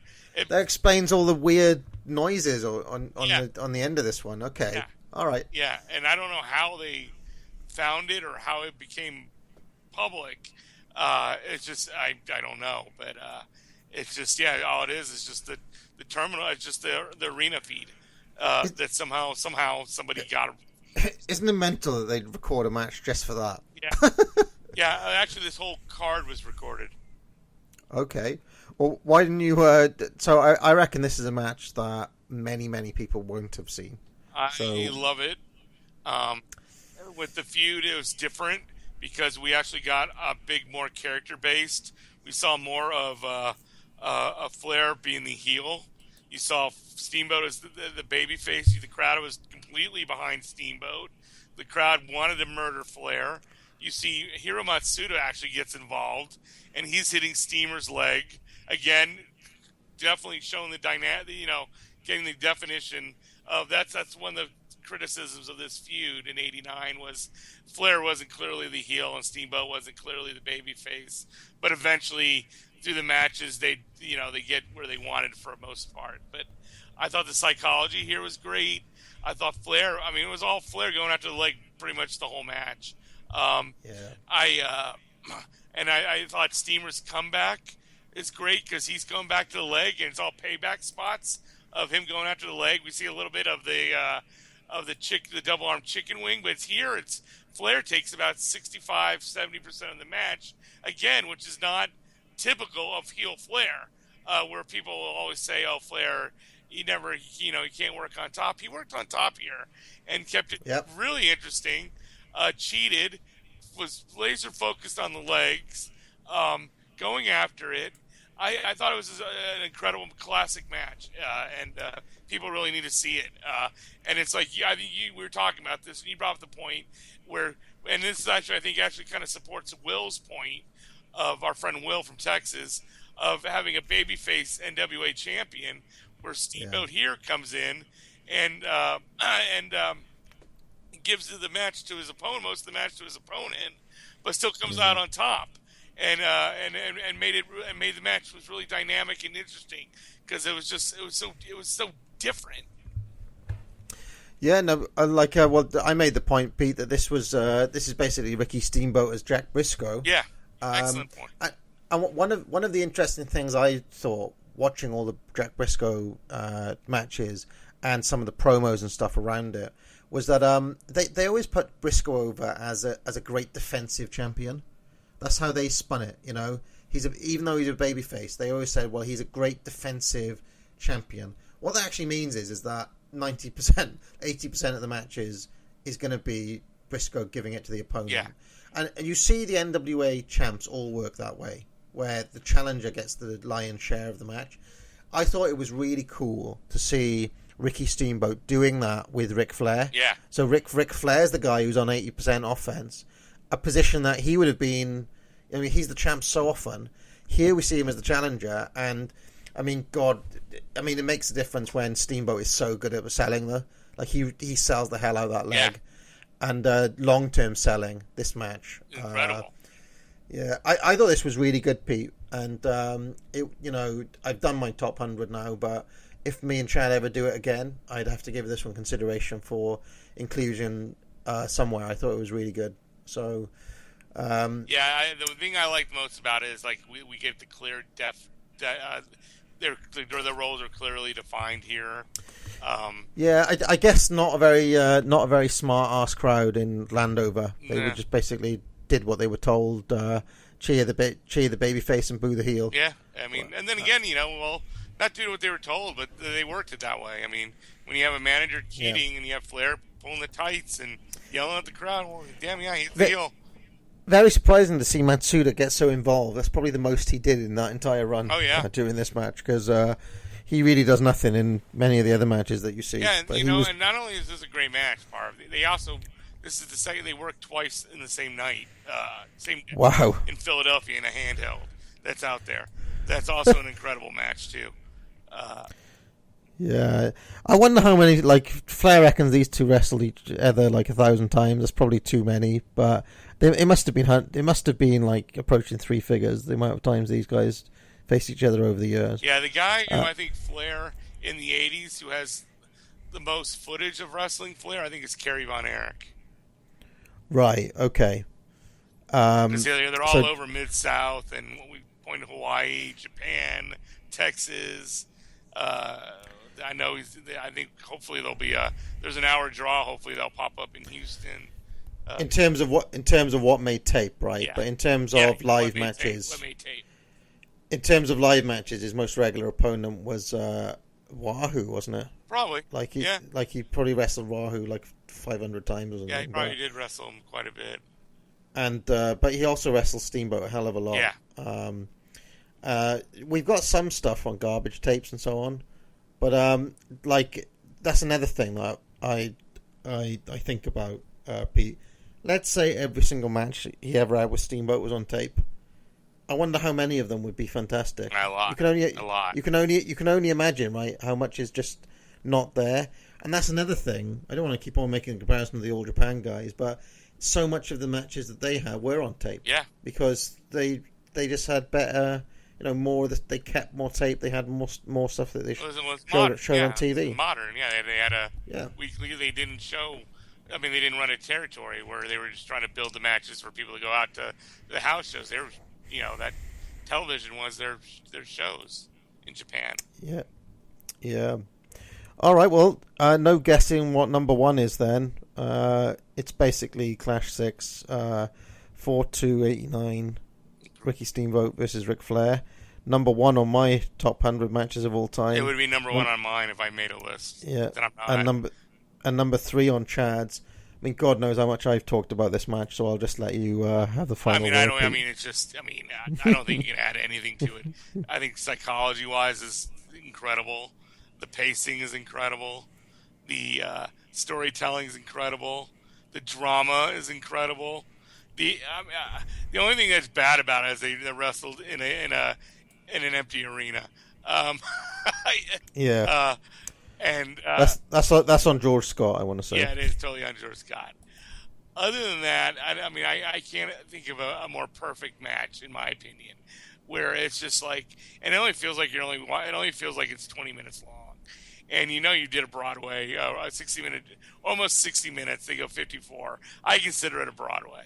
And I like how they're able. I mean, it's kind of cool too. They did not go the whole 60 minutes where they kind of pull the rug up from under you. Because I know when I was watching it in high school, I thought, okay, they're going 60 minutes, and then they go to the finish. And I remember going into school the next day, and people are going, "Hey Pete, do you watch WrestleMania 5?" I'm like, "No, man. Steamboat Flair almost went an hour. Why would I watch that crap?" To the basketball team I was on, and I mean, it's stuck with me to this day. Just an incredible match. I mean, Steamboat Flair, my two favorites.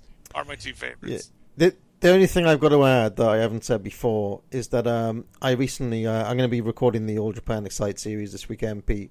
And one of the reasons it's taken so long to get to is that there's a ton of these hour draws coming up, the Misawa, Kawada, and so on. And those guys do not work those matches at the pace that these two work at. No, not even close. And this is another thing that came up recently. Like, how can you... Like, somebody was actually questioning the cardio aspect that Marty was talking about. I don't actually see how anybody can watch this match here that we're talking about and not just, like, just as a basic kind of fact, say, well... I also think people don't realise how knackering wrestling is. Yeah. Like, people reckon that people can be blown up after, like, 10 minutes in the ring, It takes a lot of conditioning to do any of this stuff. So to cut the pace that they did and go as hard as they did, 16 elbow drops, etc., etc. Look at Flair now. That Flair, but Steamboat's chest, especially, It was a disgusting mess at the end, after the post match interview. I think it was all black and blue and just like nasty. Yeah, they went to. I think they go to another level in this particular match, and it's really one of those that, I mean, I can't imagine anybody's listening to this who hasn't seen it. But if you haven't and you've been putting it off or thinking, "Oh, it's an hour, I don't want to," just sort your life out, basically. But I can't imagine there's anybody in that boat, to be honest.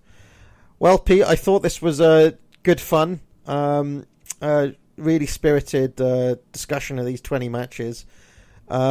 Is there anything that you want to say about Flair before we sign out here? He's a guy,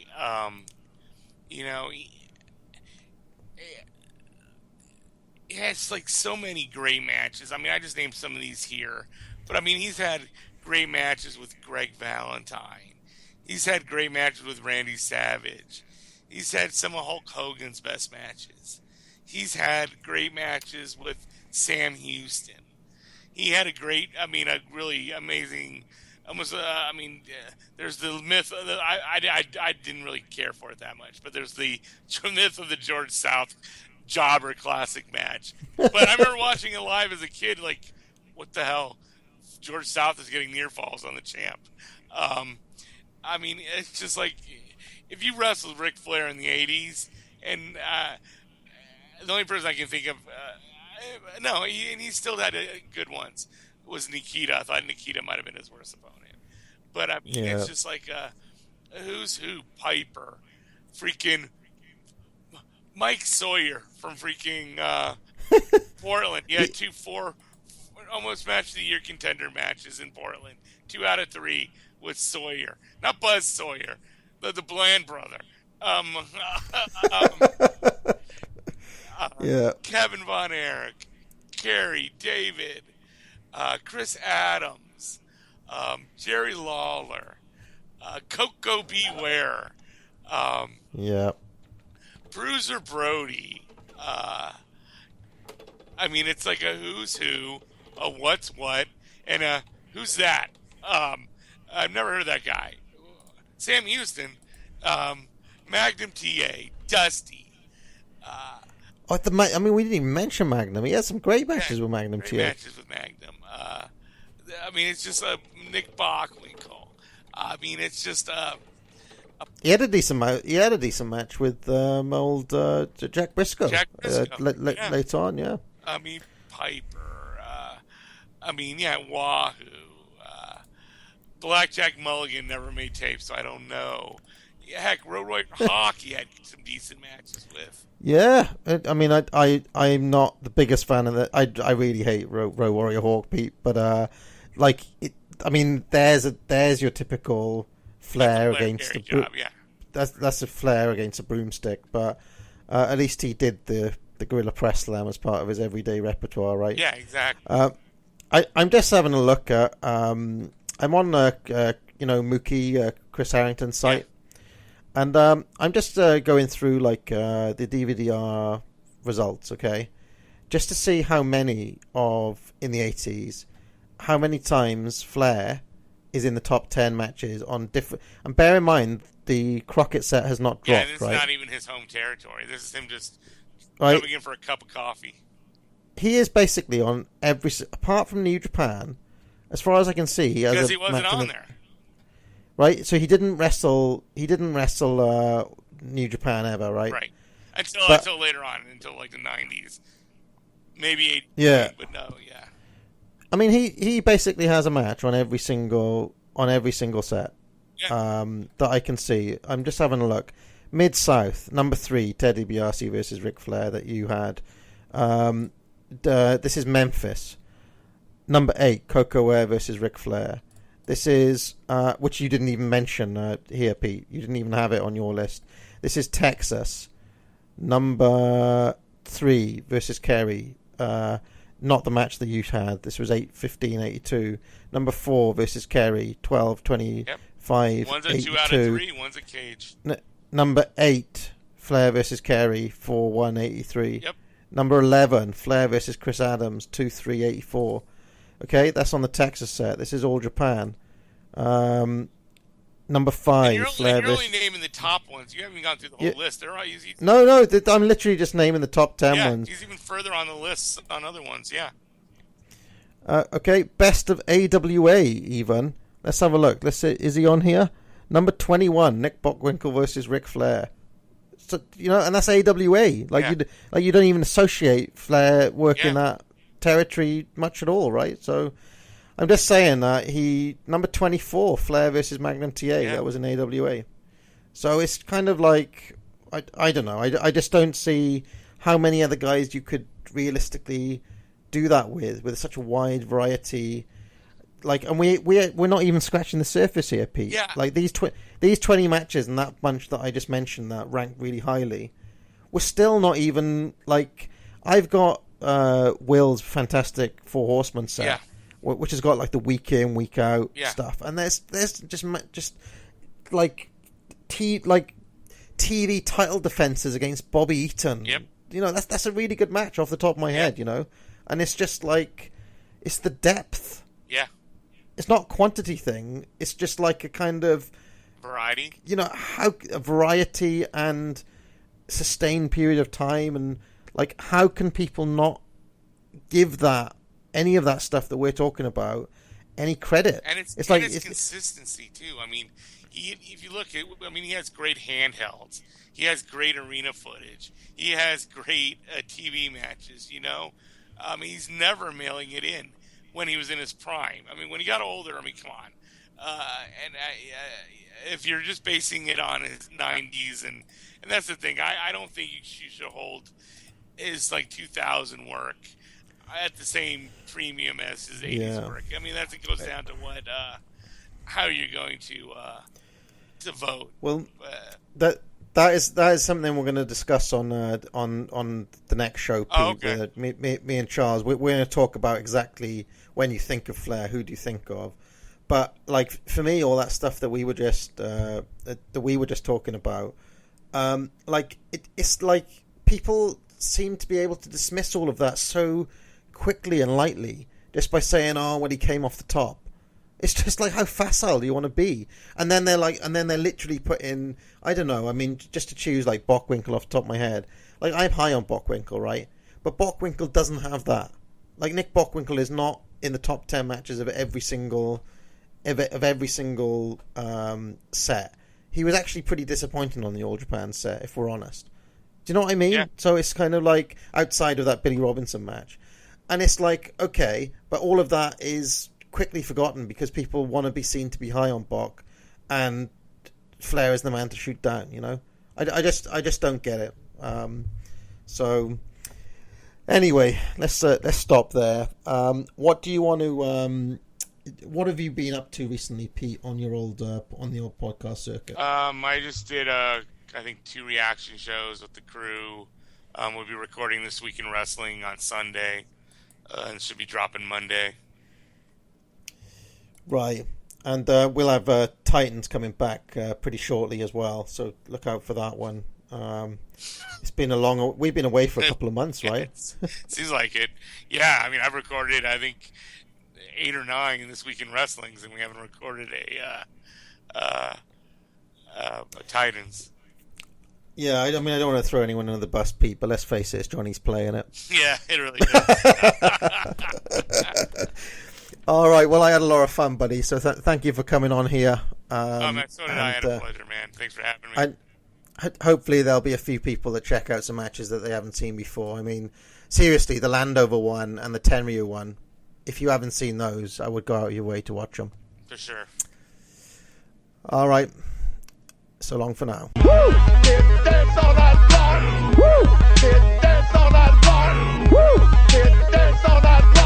The Winnipeg Arena's gonna be on fire.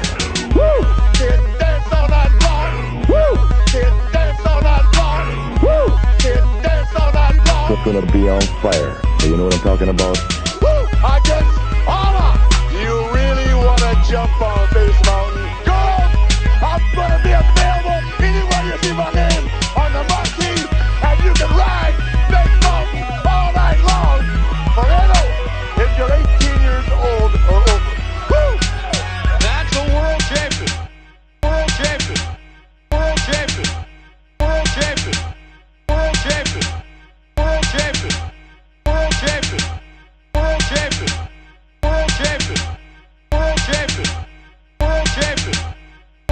No, it's not fair. That's not fair for Flair. No, it's... let's start a campaign. Not fair for Flair. With that in mind, ladies and gentlemen, let's get to everybody, action. everybody. Not The fair Anvil for Flair. Jim Neidhart Come on, squaring Andy, off not against fair the for Mallet. Flair. You Not are not fair. hold down.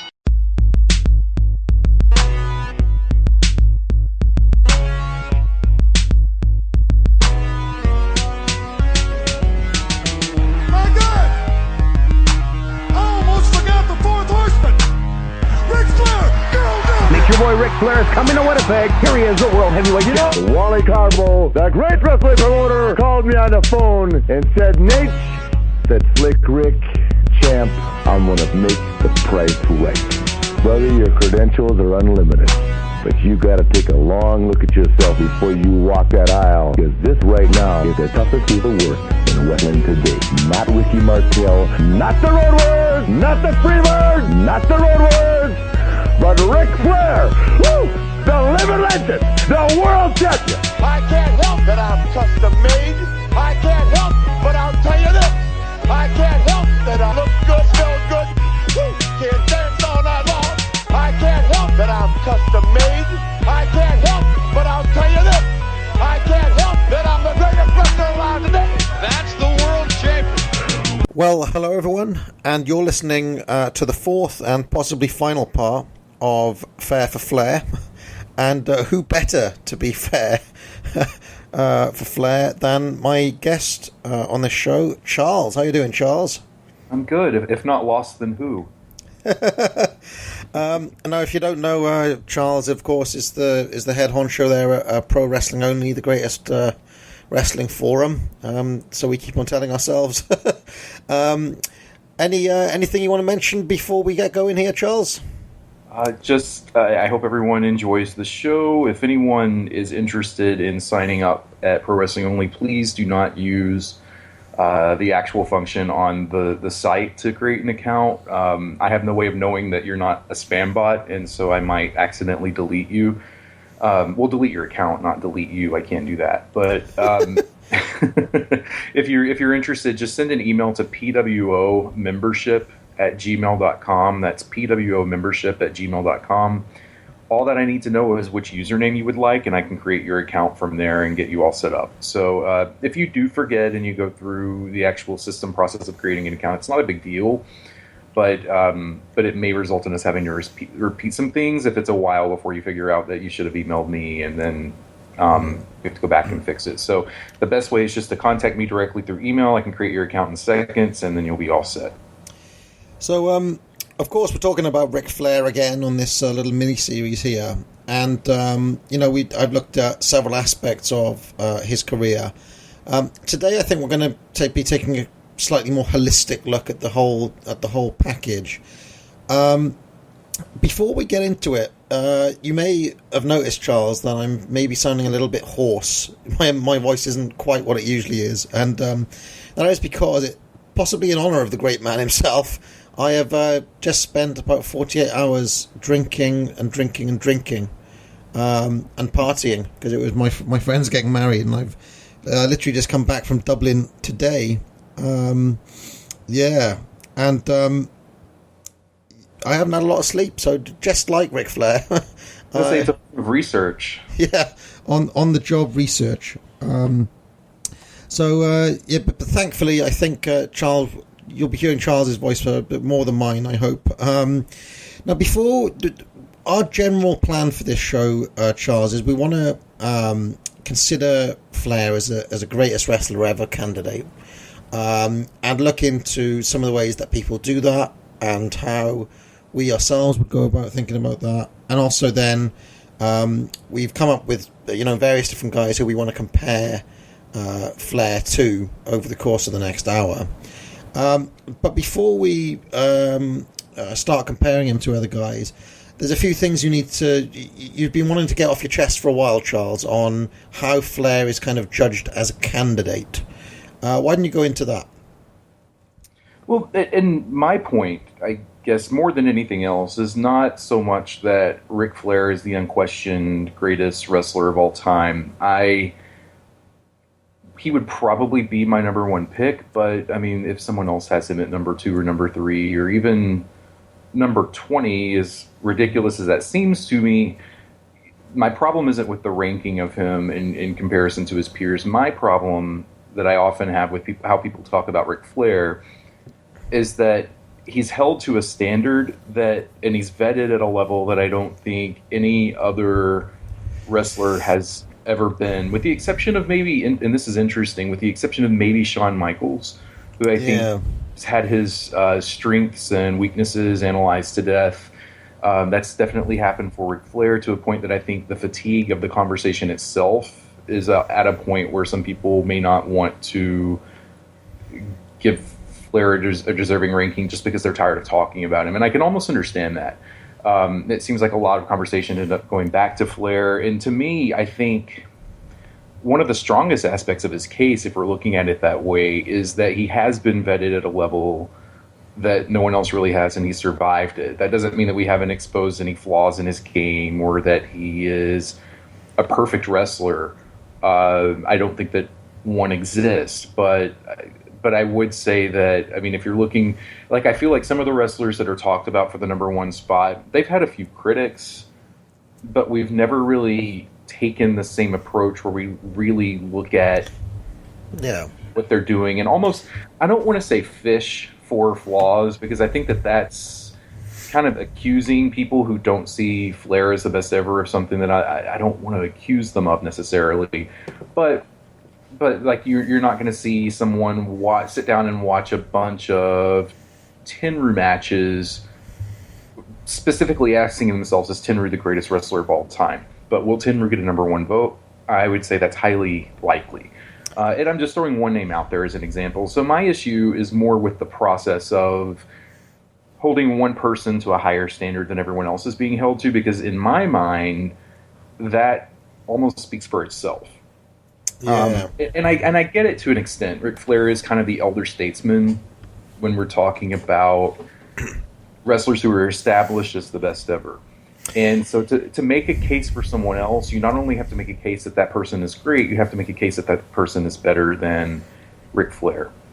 And there is kind of this, I would almost call it like a complex around Ric Flair of people who, and I think that this actually works against him when we're talking about him in these circles in some ways, because you have like the Bruce Mitchell types who grew up in the Carolinas, or you have someone like Mark Madden, or even Dave Meltzer to a certain degree, where they have blinders on with Flair to a point that they overlook like his legal issues and his personal problems in a way that they may not for someone like a Hulk Hogan.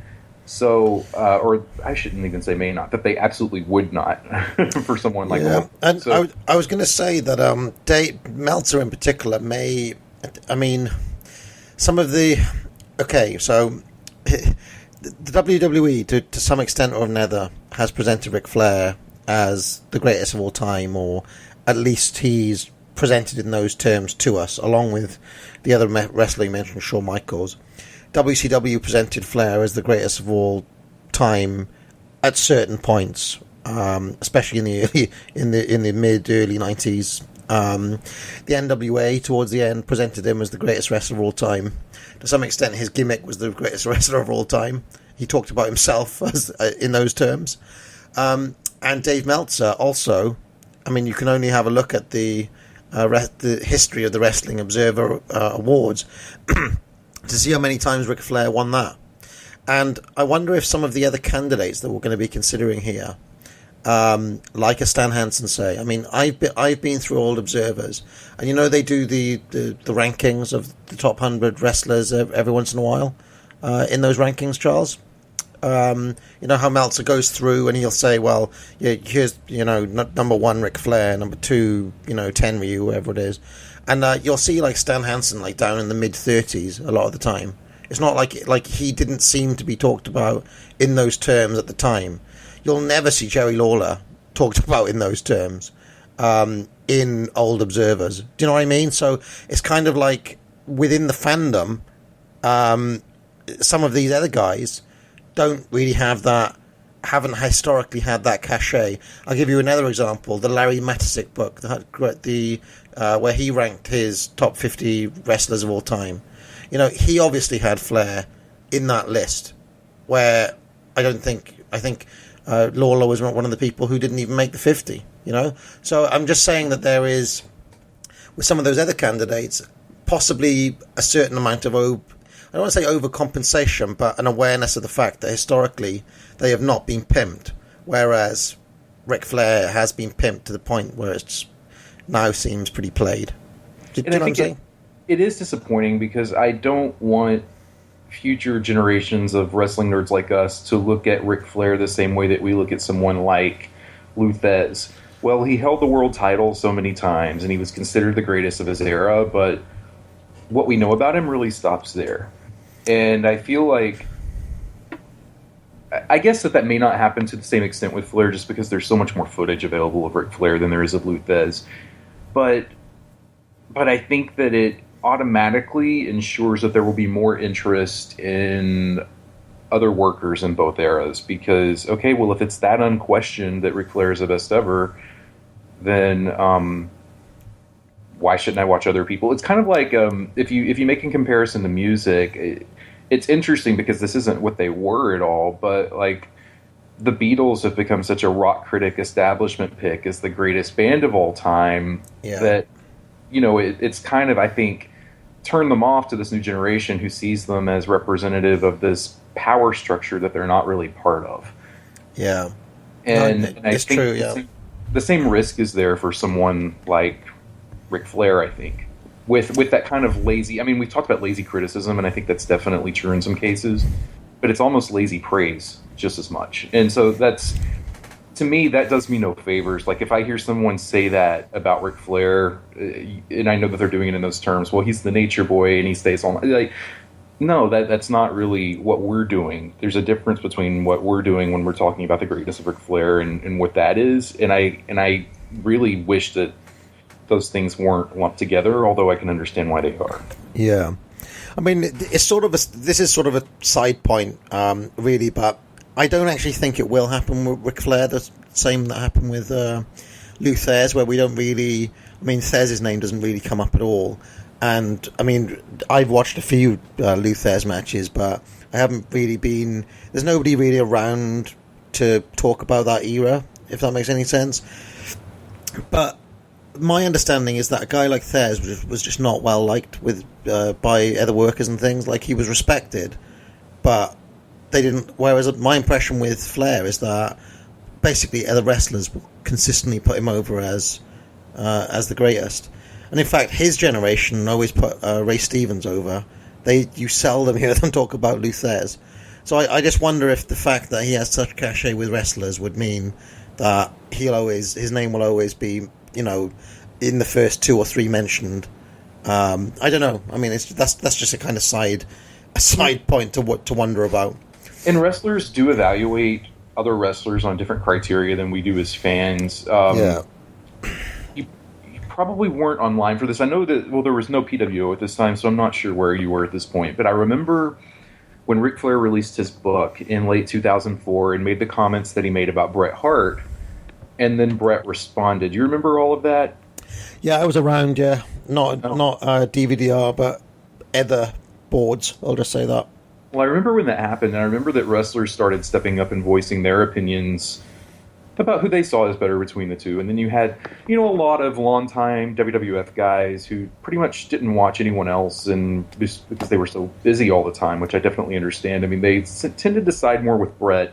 But I remember the Buddy Landell actually issued something about it and talked about, but he was making his case about, like, the Ric Flair that we see in airports and the guy who could go 60, and it was this romanticized version of Flair, and I just thought, there is an argument for Ric Flair over Bret Hart. In fact, I hear that people have made it to the point that they've given themselves headaches, from what I understand. But but that's not the argument. That it's almost doing Ric Flair a disservice, I think, when you get that kind of romantic. Yeah, and I mean, it's one. If it's one thing we've learned from the Ric Flair podcast, it's actually just how much wrestlers didn't see guys who weren't around them. Like, I mean, with Ric Flair himself, I get the impression he hasn't seen a single match in WF that wasn't there when he was there. If that makes any I have he point blank admitted he'd never watched Stone Cold versus Brett. I think he didn't even realize it was a hype match at the time. So I do think that wrestlers' opinions are something to be taken with a pinch of salt, or just completely disregarded by fans like us, I would say. I guess my only point was that because he's so well liked by other wrestlers, and other wrestlers always put Shawn Michaels over too. All of them do. I think Flair himself has said things like Shawn Michaels is the greatest of all time and things like this. That basically ensures that kind of fans getting into it and so on sit up and take them seriously. We've talked about it affecting other wrestlers before, like a Lex Luger, say. His reputation was damaged for years, possibly even still is in some circles. Through the opposite thing of people just not liking him and therefore not putting him over as a good worker. Anyway, Charles, there was one other thing you wanted to get into before we get into these comparisons, and that is how you actually assess, when you think of Ric Flair, what do you think of, right? You wanted to address this point? There's an image of Ric Flair, and there's a magazine cover that I think best represents him, and you probably will know the one from the way I describe it. It was an issue of Pro Wrestling Illustrated with him on the cover in a suit holding the world title with a Band-Aid on his forehead. Do you know? I know the one. Yeah, I know the one. Yeah, immediately. To me, that's the era that I think of when I think of Ric Flair, and that's the time period in which the case is made for him as the best wrestler of all time. So basically, the Ric Flair from 1981 when he won his first world title until probably the Great American Bash of 1990. That's where, to me, Ric Flair's case is the best wrestler of all time. Now, if you're younger, then I would say 25 or so, maybe even younger than 30. I'm not sure exactly where I'd put that cutoff. But if you're younger than that and you haven't really watched a lot of footage from before your time, I can see you taking issue with that. I mean, Ric Flair, to me, has had some great moments in the 1990s and probably even a few after that.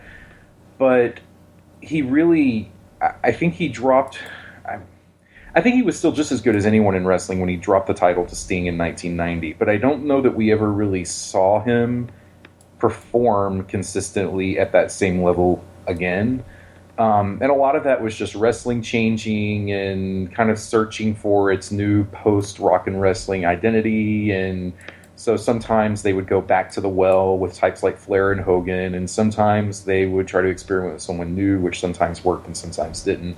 The 90s were such an interesting period of transition for the most part until they, stumbled into something about halfway through the decade. But so when they're going back to the well, you see a Flair that can still go at almost the same level that he always could. So there's pockets like from Starrcade 93 until Hogan came into WCW where Flair is delivering the same types of promos he delivered in his prime. He's having matches with guys like Steamboat and really Steamboat, I guess, is the main one, but even the match where he won the title from Vader, like those are kind of representative of the same Ric Flair of old. But I feel like it's a mistake to base Ric Flair's candidacy on that time period. No one is making the case for Ric Flair as the greatest wrestler of all time because of how he worked in 1994. Right. Yeah. But I do feel like a lot of the criticism of Ric Flair as the greatest of all time candidate is probably because of how he worked in a year like 1994. So I say that not because I feel like I have ownership of the goalpost for when we can talk about Flair, but just to make clear that, he made his name, he established his case where he could have done anything after losing the title to Sting at the 1990 Great American Bash in my eyes, and it doesn't matter because his case is already made. He could have, reinvented himself and become a deathmatch worker and went to Japan and had a bunch of terrible matches, and he would still be the best of all time because of that run he had in the 80s. It's funny. My mental image of that Ric Flair that you're describing from like '94, say, isn't in the suit. It's in the robe with fireworks behind him. You know, it's kind of like he's because I would say from about 1990 onwards, he is presented basically as a legend, as somebody who is, you know, beyond the point of he's actually presented in that way as a character. Would you agree with that?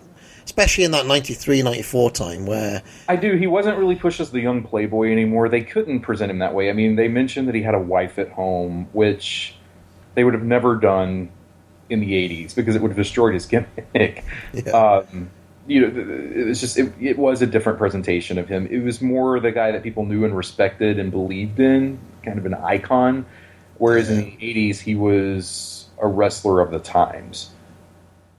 Yes. And you also have, of course, the heel variant of that, who's more kind of more of a straight up chicken shit, I would say, and that is basically the Flair that you get in WWF, which I would also say is clearly post peak Flair. Would you agree with that? Despite how amazing I think that run is based on his promos and so on, I just think in the ring, he was clearly a step behind where he was. And also, he started to pare down the moveset and pare down what he actually did in matches.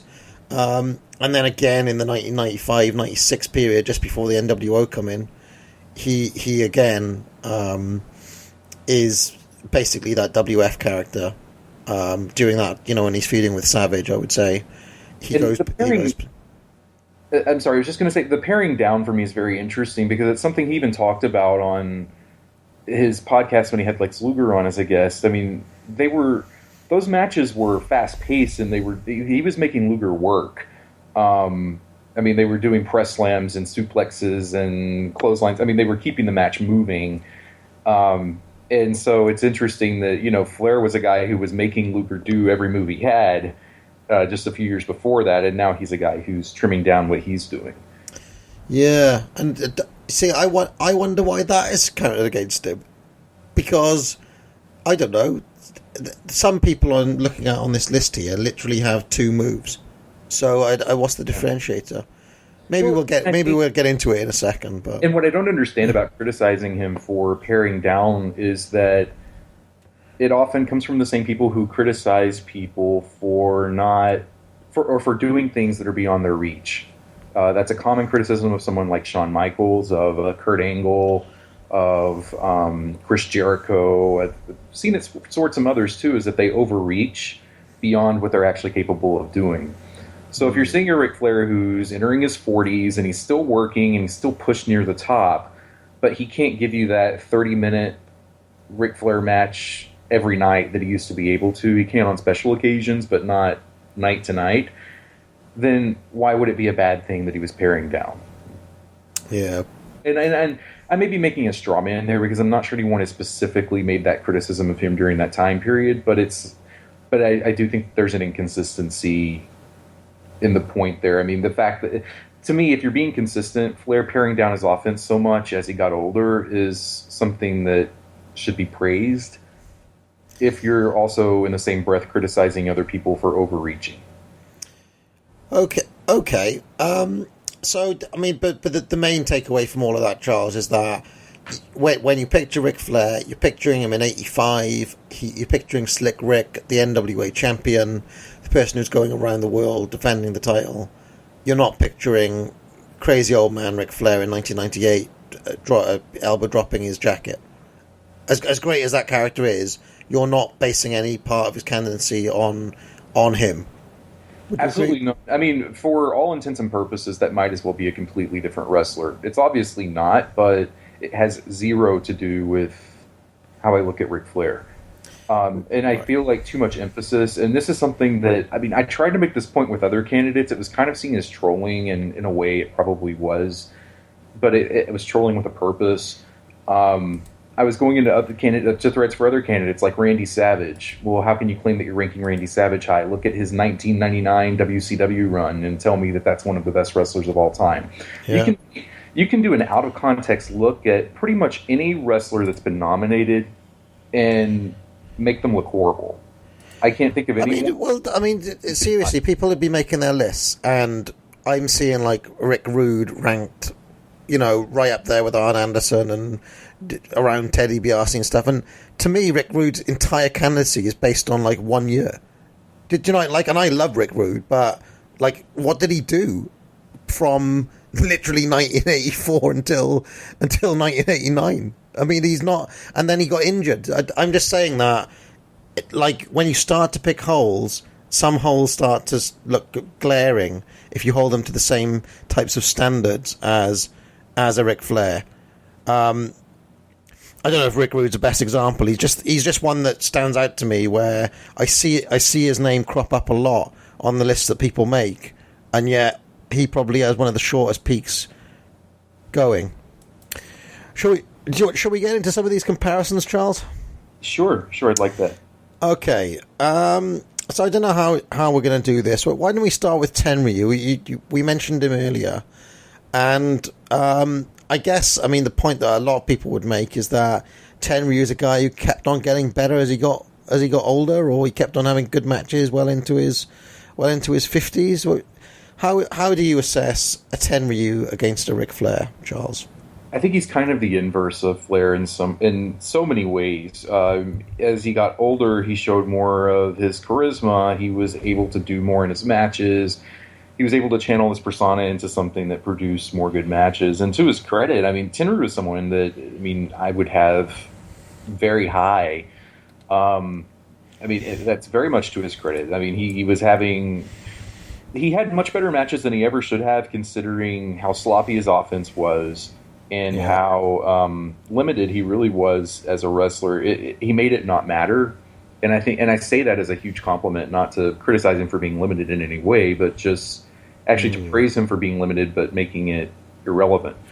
But I think if you look at when Tenryu started, I think Tenryu started not long after Flair, if I'm not mistaken. I know that I've seen Tenryu around 77. I don't remember the exact year that he debuted. But, Flair at that point had been wrestling for about 4 years. So it's not a huge difference. So if you look at it on a 4-year delay, so let's compare Ric Flair in 1987 to Tenryu in 1983. The gap is almost laughable. I feel like Tenryu spent a huge amount of his career playing warm-up. He was a very slow starter. I think we can say that. He's a slow starter, and I don't. There's nothing hugely wrong with that on the surface, but you could almost argue that a lot of. If he was that great when he was older, imagine if he'd put the pieces together before he did. So I wanted to ask another question as well, Charles, and that is, with a candidate like Tenryu, okay. A lot of the people who will advocate for Tenryu and put him really high, and he'll make my top 10 as well. And I haven't even finished my explorations of him, but just based on the stuff I've seen, he's had a lot of really good matches and got a lot of good performances. But they'll just say things like execution does not matter to me.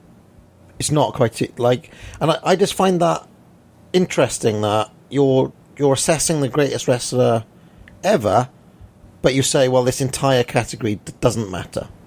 And it's not just with execution. I've heard guys say it with things like offense or like work rate does not matter to me when I'm assessing the great.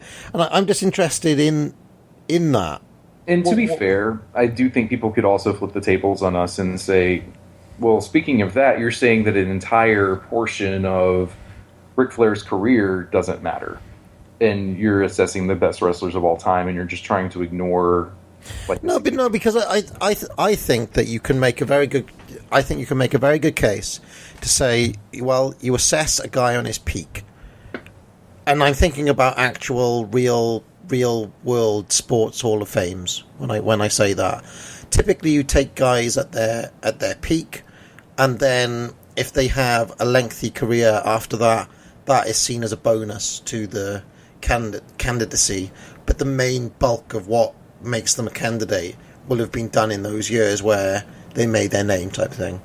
That's different. That's different to saying, "Oh, I'm an American football fan, and when I'm assessing quarterbacks, the yardage doesn't count or something." I don't see how you can just dismiss entire categories of work and just say it doesn't matter.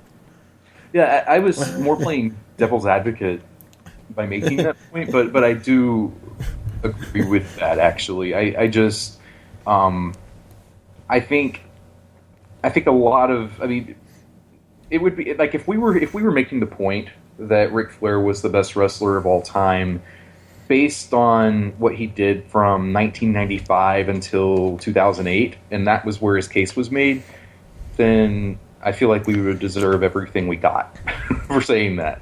Right. Without question. So I think it's always important to establish the goalpost. Okay, you're saying Ric Flair is the best wrestler of all time. You're saying Tenryu is the best of all time. What are you basing that on?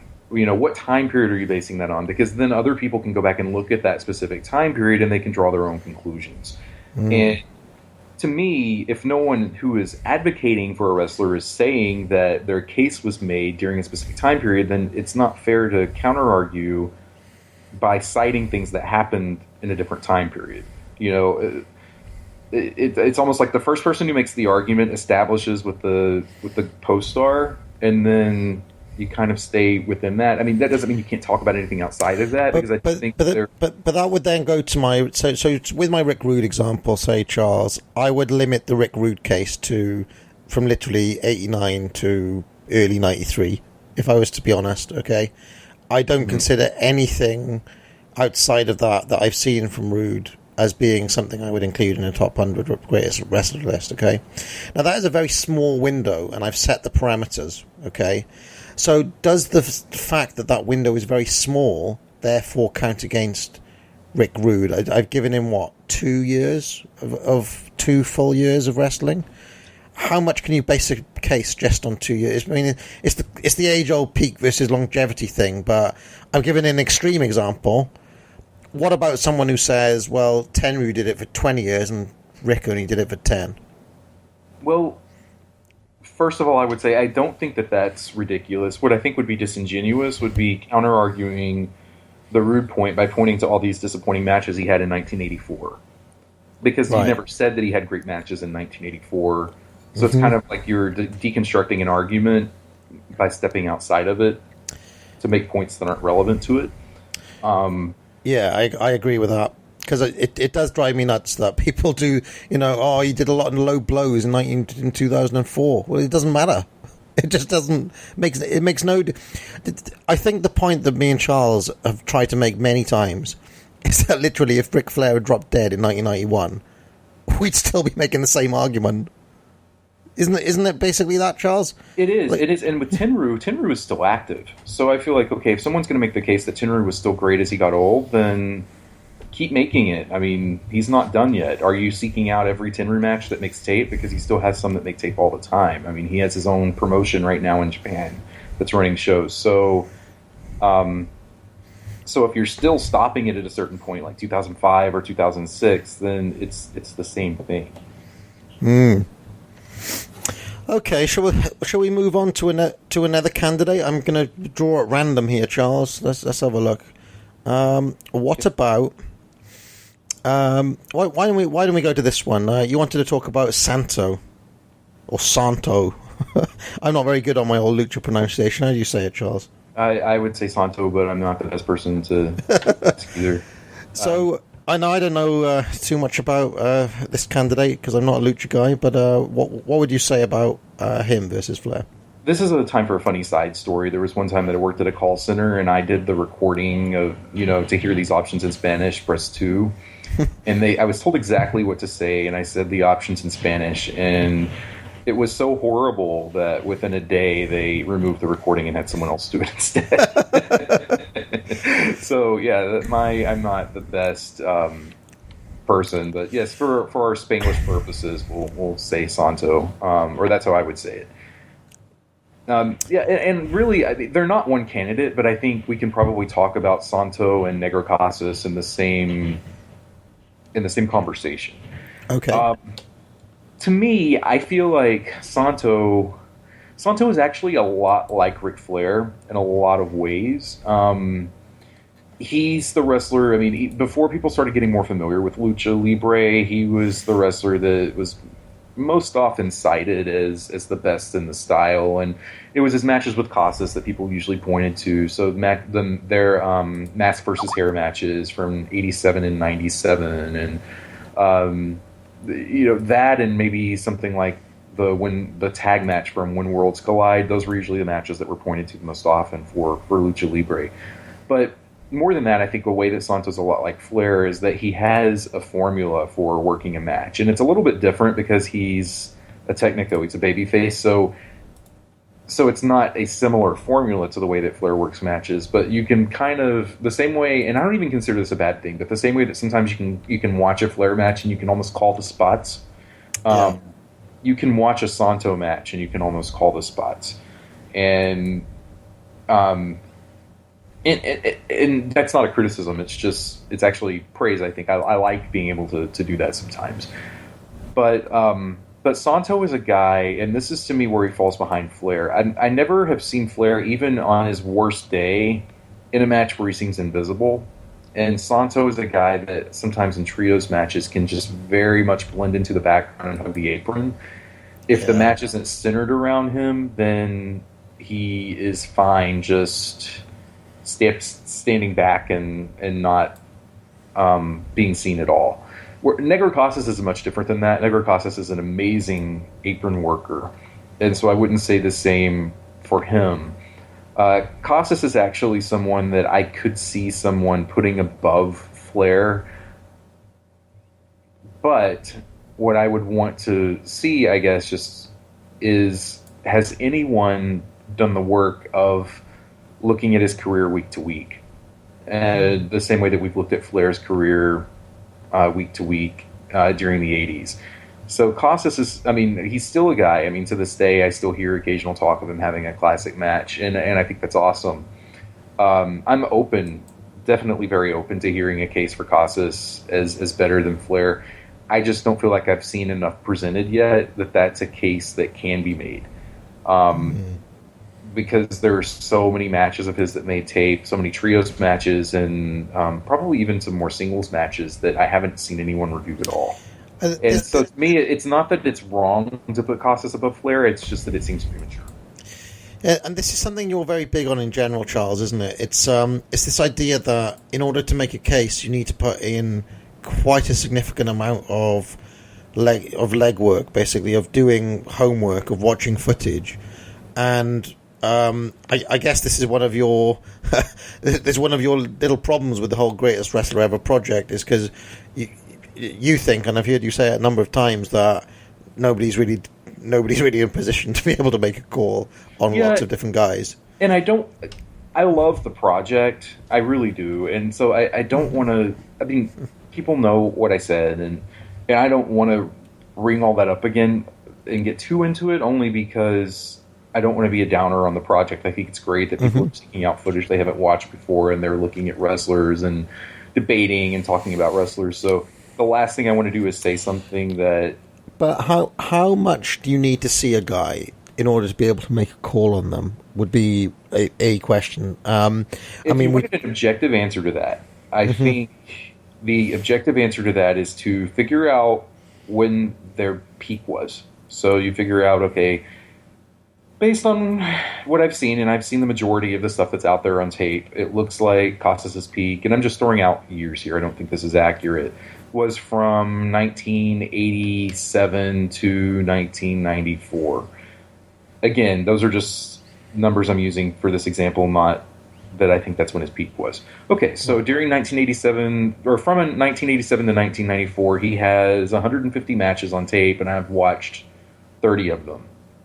All 30 of them were great, but sorry, you can't make a number one case for someone with that.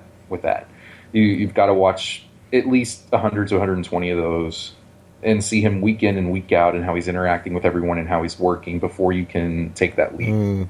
And so the first step would be to figure out the goalpost, and then the second step would be to watch the footage within that. So that doesn't mean that nothing is left unseen. That means that you've watched more of it than you haven't, enough to where you can make a strong case. So do you think then that with some candidates there's a little bit of kind of selection bias going on, where people have seen their greatest hits, people have seen their highly pimped matches, but they haven't seen what they're like on, a rainy Tuesday house show, say, against an average opponent? Yes, I would almost call it grading on a curve. Right. Okay, and since we're talking about the Lucha guys, you're somebody who's championed El Dandy quite a lot, Charles. Do you see him incidentally being in this sort of conversation, or is he just outside of that top 10 for you? I think he's just outside of it, but just barely. And what I would say about El Dandy is that I think he had a peak that probably... It doesn't quite hold up to a Ric Flair peak, but it's not huge. It's not hugely behind it. What puts it behind it more than anything else is that it was so short. And also, I think if you look at the whole of El Dandy's career, even outside of those goalposts, Flair outside of those goalposts is going to give you more gems than El Dandy outside of those. Right. Yeah. But, I mean, he did have a very. I mean, he had a phenomenal 2 or 3 year run where with taking on so many different roles, and he had a huge number of classic matches during that time, but it was ultimately very short. So all things equal, I don't even think all things are equal, but all things equal, it's comparing an 8 year run to a 2 year run, and. Right, so El Dandy's kind of like a super Rick Rude or something, basically. Yeah, El Dandy is like if Rude worked at the Ric Flair level during the time period you mentioned before, right. Or maybe even surpassed it in some ways, because there are some things I think El Dandy did during that time that I think went beyond what I've seen from Flair, but he never showed that he could sustain it. Okay, why don't we... That's actually an interesting... Can we talk about the All Japan guys next? Because I think that's transition for that. That's exactly where I was going to go, Charles. You read my mind. So you're talking about the 90s All Japan guys, right? Yes, I am. So let's go with 3 of the 4 pillars here. Misawa, Kobashi, Kawada. Let's discuss them all together. Although you might want to take each of them individually. Well, the first thing I'll say, and I think this applies to all of them, is that we were just talking about sustainability and being able to work at a level that's a high level, but also, can be sustained not only by that wrestler for many years, but if you're establishing a style, then other wrestlers who follow them can also work at that level for years. And the All Japan guys did not do that by any means. They almost raised the bar to the point where they could not possibly be followed. Flair raised the bar to the point where it was difficult to follow him because it's not easy to find a wrestler that's that talented, but you could find a wrestler who could, conceivably, you can find a wrestler who is that talented, who can work a style that Ric Flair worked for 10 years without destroying their body. That's not out of the realm of possibility. But to me, it's a little bit different with the All Japan 3.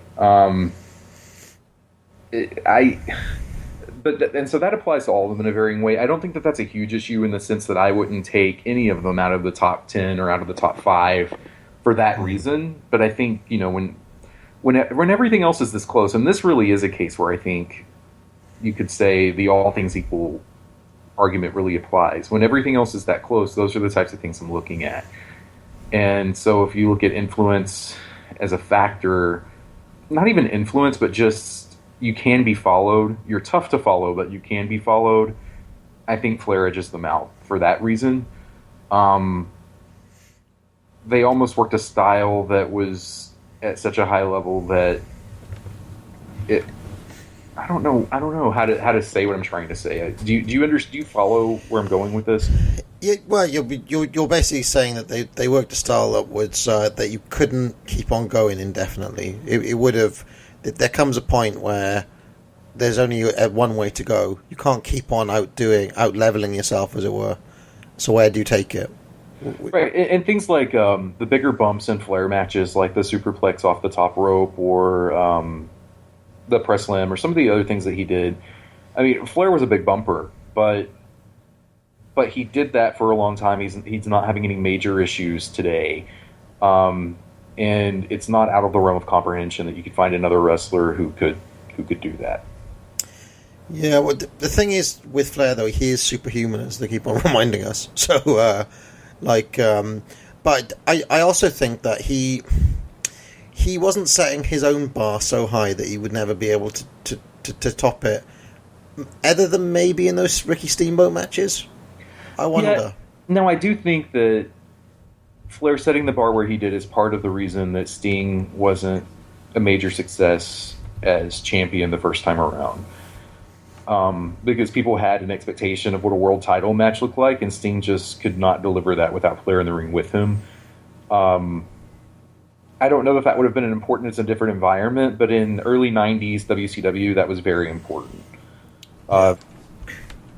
So I do think it played a role there. But I think by the time that you had guys like Steve Austin and Brian Pillman showing up, assuming that they had the right personas and the right booking and everything else was working for them, those guys could have worked a similar style to Flair. Honestly, pre-injury, I don't see why Kurt Hennig couldn't have worked like that. Yeah. I'm not even a huge Kurt Hennig fan, but yes, as far as the physical toll that it takes on a wrestler, yes, I agree. So out of the three of them, Charles, Misawa, Kobashi, Kawada, who do you think is the closest comparison to Flair? Misawa, mainly because he worked as the man and Flair worked as the man. So I think that they make a good comparison in that sense. Where I think now Misawa is someone that I've actually debated to myself with Flair a lot, and I still don't even really know how I feel about that one because I think the case is so close that I could see, just depending on how I wake up, one day I could see myself putting either guy first. Now, on part 3 of the show, which you wouldn't have heard that, Charles, it's not being released or indeed recorded, but Pete picked out his top 20 Ric Flair matches, okay? And there was, as you can imagine, a wide variety of different opponents in that top 20 matches. And I'm sure if I was to ask you to pick out your top 20 Ric Flair matches, there would be quite a lot of different opponents there. Now, if I was to ask you to compile your top 20 Misawa matches, how many of them do you think would be against Kawada and Kobashi, or in tag matches against Kawada and Taue? One of those three would be in all 20 of them. In all 20 matches, there would be either Kobashi, yes. Kawada, or Taue. Is it? Yes, one. At least. Well, actually, you know what? I say that. That's not quite true. There might be a match with Steve Williams in it. Right. Okay. Yeah. But probably not. I mean, that's a close one. Maybe Jumbo. Actually, Jumbo would be in one. At least one. So yeah. I mean, but that's the point. I mean, they would be few and far between if they were there at all. And do you? I mean, in your estimation, when you've thought about this, is the sheer variety of Flair opponents, and also the types of opponents you're getting in these matches. Now, like, as you can imagine, Lex Luger is in one of these matches that Pete has picked here. Kerry Von Erich is in another one of these matches. Ron Garvin is in another one.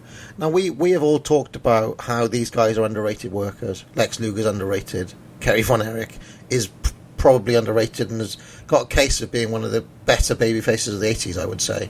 Absolutely. Ron Garvin, we've talked about ad nauseum as being underrated by a whole generation of fans, but none of those guys are Kawada, are they? No. And do you not see any merit in the idea of? I mean, I don't want to call them carry jobs because that does a disjustice to the Lugers and the Garvins and so on. But it's not like it's not like he was having matches, with the exception of the matches against Funk and Steamboat. He wasn't having all of these matches with other guys who would be approaching this top 10 level.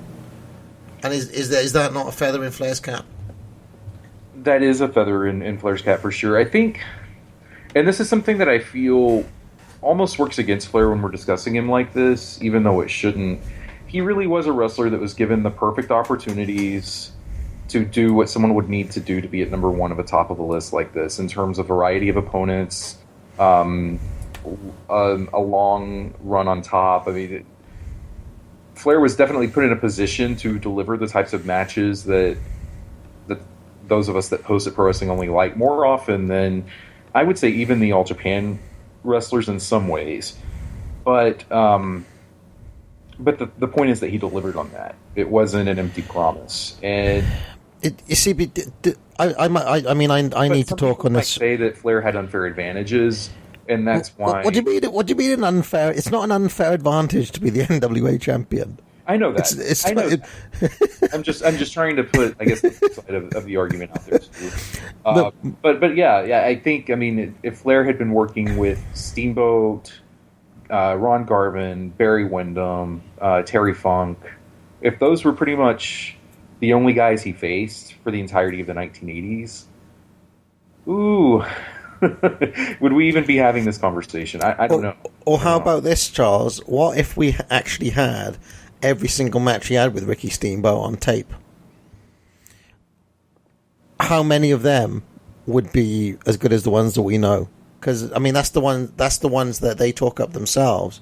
They're always like, well, they were just 3 matches we had. We had tons of matches, and from what we see on garbage tapes and so on, they do look really good. The other matches they had, and obviously during their '89 series, they had the day where they had the matinee and the evening show in Philadelphia and Baltimore, and both of those matches are just as good as anything else in the series. Yeah.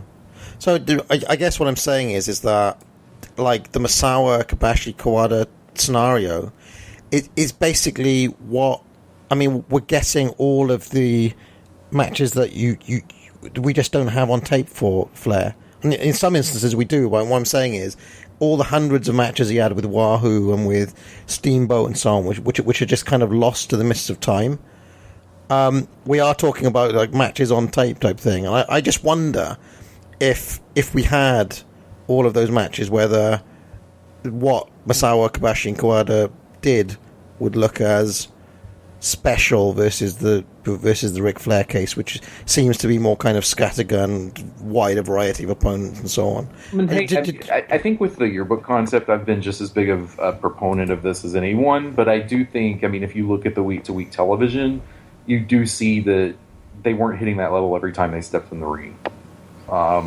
Yeah, they were hitting it quite often enough that it was exceptional, but it wasn't a spotless track record by any means. So if you look at the weekly TV, you get to these things like Kobashi trying to have a match with Abdullah the Butcher, and you see them doing things that are more, I guess, comparable to what Flair was put in a position to do all the time. Right. And you see the things that have withstood the test of time, that have risen to the top, are the matches that they've had against each other. You said, no, I do want to comment on this, Charles, because to me this aspect of Flair's career is really important. To me, it doesn't just come down to number of 5-star matches, okay?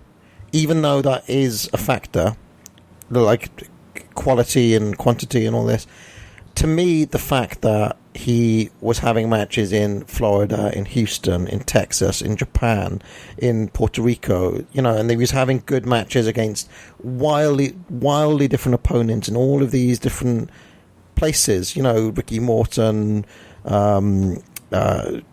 had matches against Brody. He had matches with Wahoo McDaniel, Barry Windham, like Jumbo. You name the area, and Flair came in and had a match, and a good match, against whoever it was. To me, that is actually part of his candidacy. I cannot look past it as something that is really special and almost impossible to replicate. And that was one of, if you remember in our long arguments about Bret Hart and so on, to me that was something that made that comparison seem absurd, because Bret just can't say he did that. Do you know what I mean? He cannot say he had a match against Wahoo McDaniel in 1982 and a match against Vader in 1993 and a match against, because he transitions those three different generations, the sheer variety of opponents that he faces, even during the peak period that we're talking about, is absolutely enormous. And the number of 4-star plus matches against all of those opponents is huge. It's not just quantity; it's the remarkable kind of effects of being able to do this against so many different types of workers. Yeah, I do think if you're someone who values wrestlers being put in different positions with different goals and having to show how they respond to a variety of situations, it's hard to argue against Ric Flair with that being your criteria.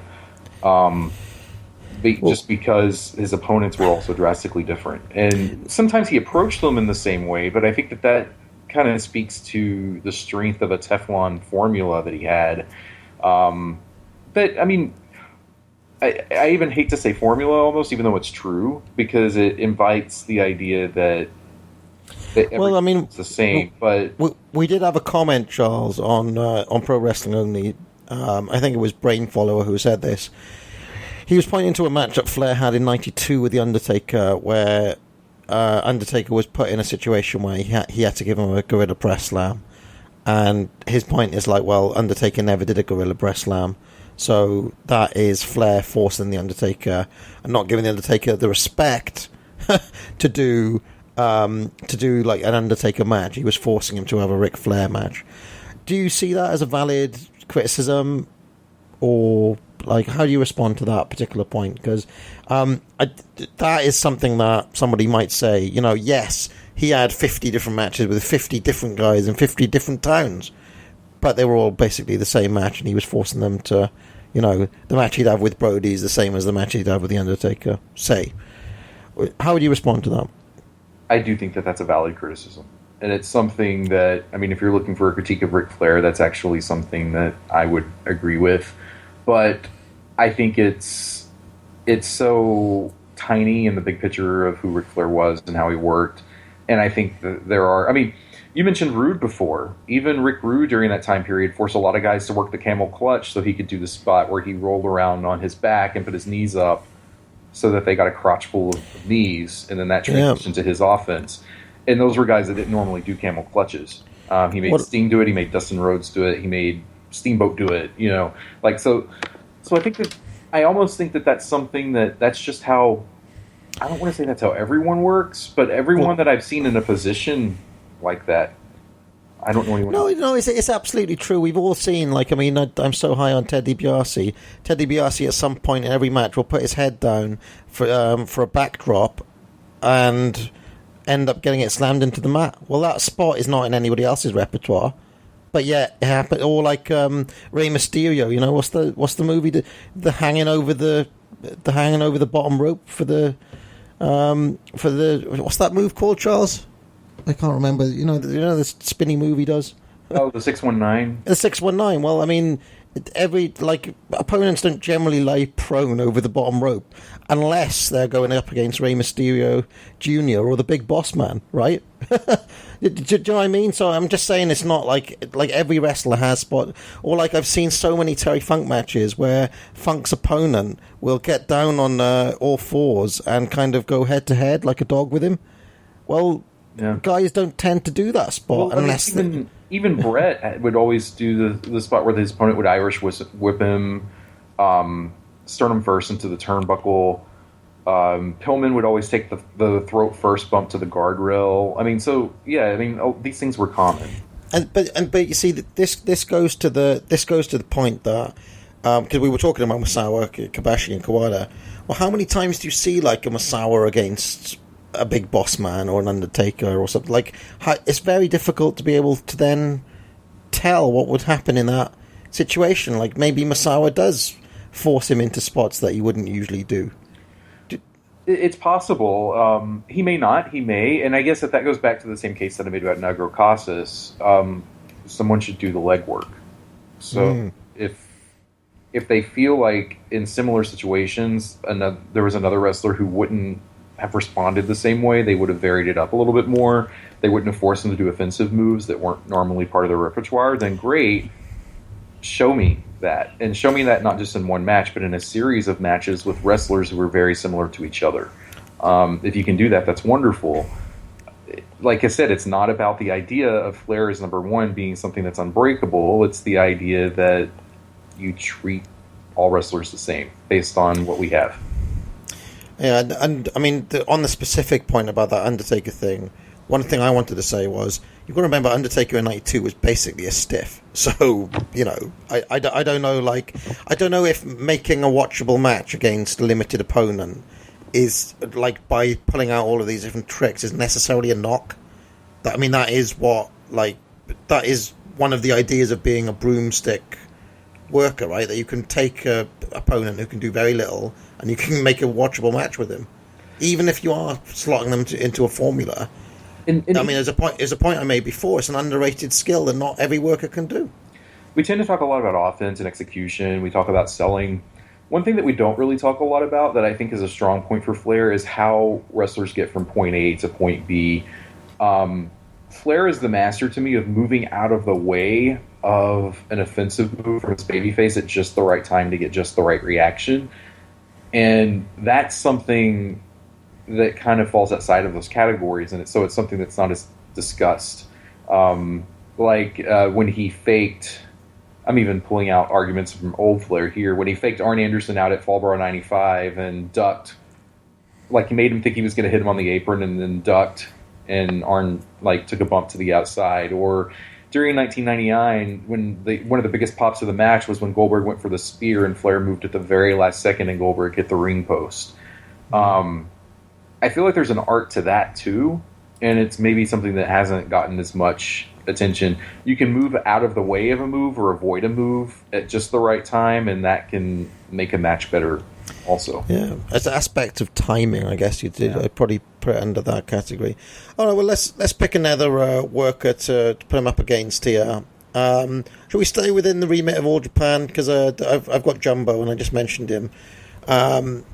What about Jumbo Tsuruta? Because for my money, Charles, this is one of the few guys I'm putting up against Flair as a genuine number one contender.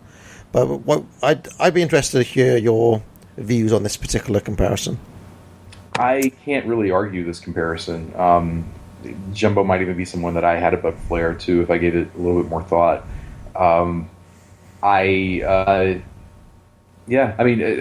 The case is definitely there. I feel like this is where I will give credit where it's due.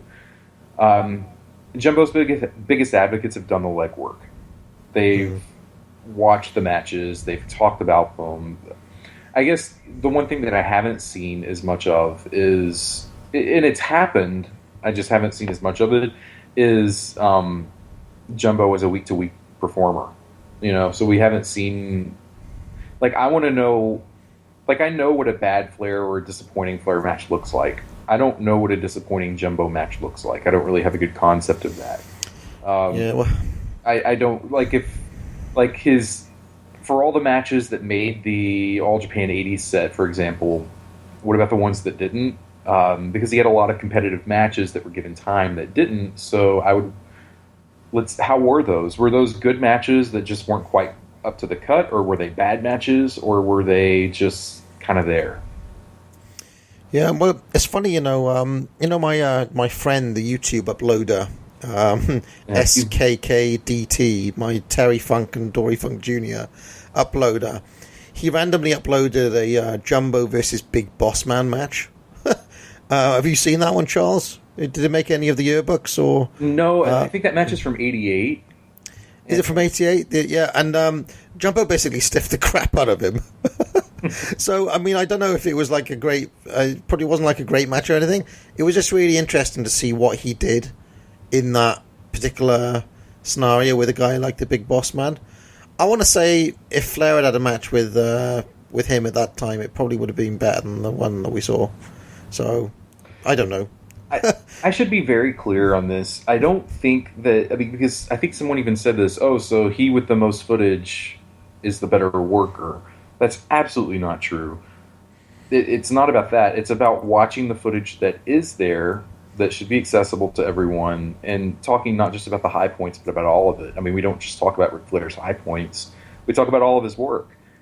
And with Jumbo, I guess that's the only thing I could say. It's just that I haven't seen enough discussion of his average matches.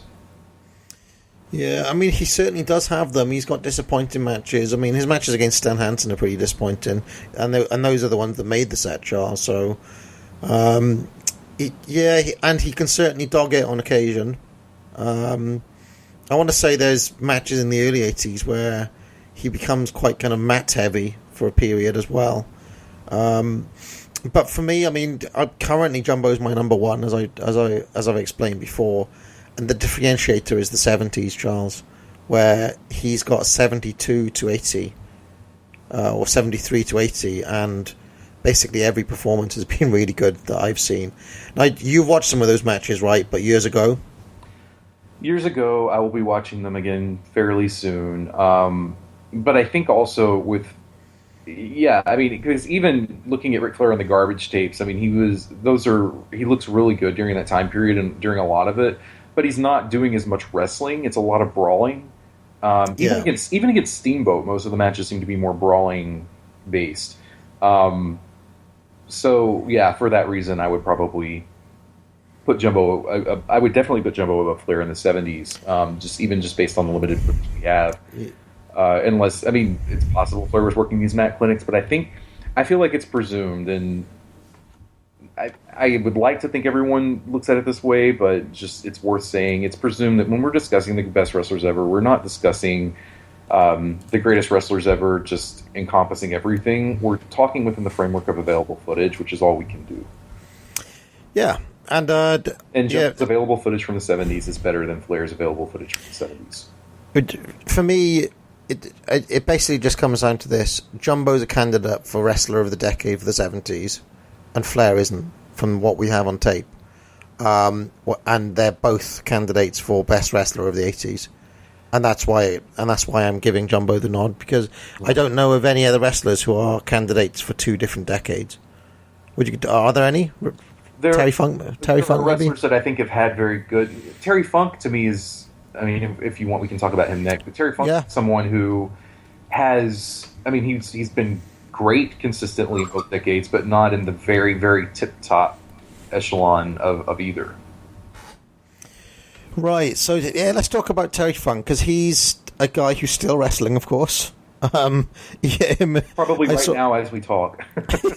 I saw a match of his and Dory's. I mean, Tori's still wrestling, for God's sake. So they still make appearances in Japan and so on.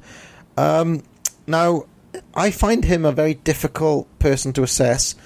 I'm seeing him getting quite a few number one votes, and it interests me quite a lot because, I mean, I've watched quite a lot of Terry Funk. I've got even more coming through the post. Basically, his whole career up until 2004. I think that he has a lot of go-to spots, Charles, as many as Flair does, and nobody ever seems to criticize him for it. Like, I do not see the same level of scrutiny being placed on Terry Funk. It's usually just, this guy's awesome.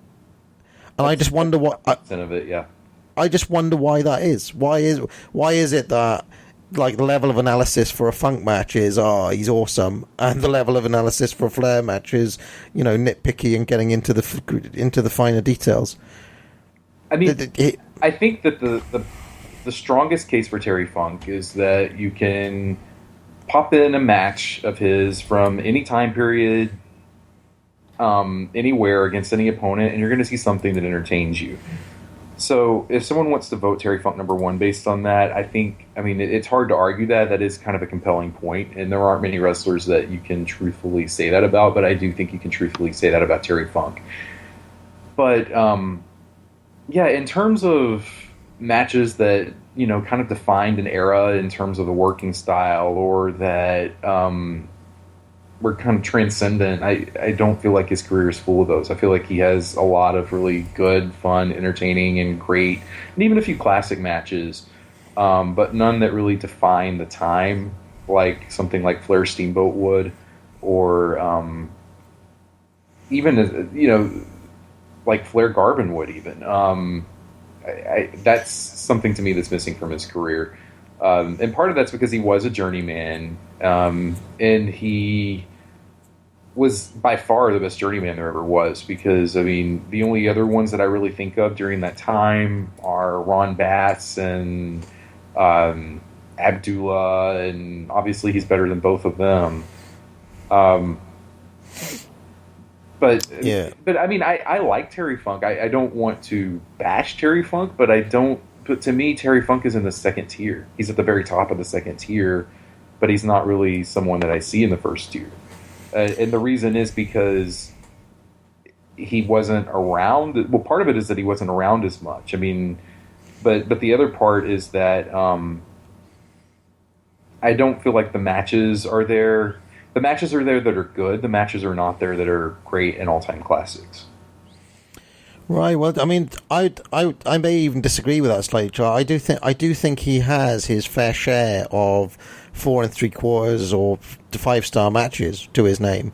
I mean, and of course, I've watched a huge amount of Funk's tags as well, which I rate very highly, and some other people might not. But even within watching all of that stuff, there are plenty of average performances, or like plenty of matches that you wouldn't really write home about, which are, and I've heard people say things like, well, the thing about Terry Funk is he will always do something within a match that you've never seen before, or something.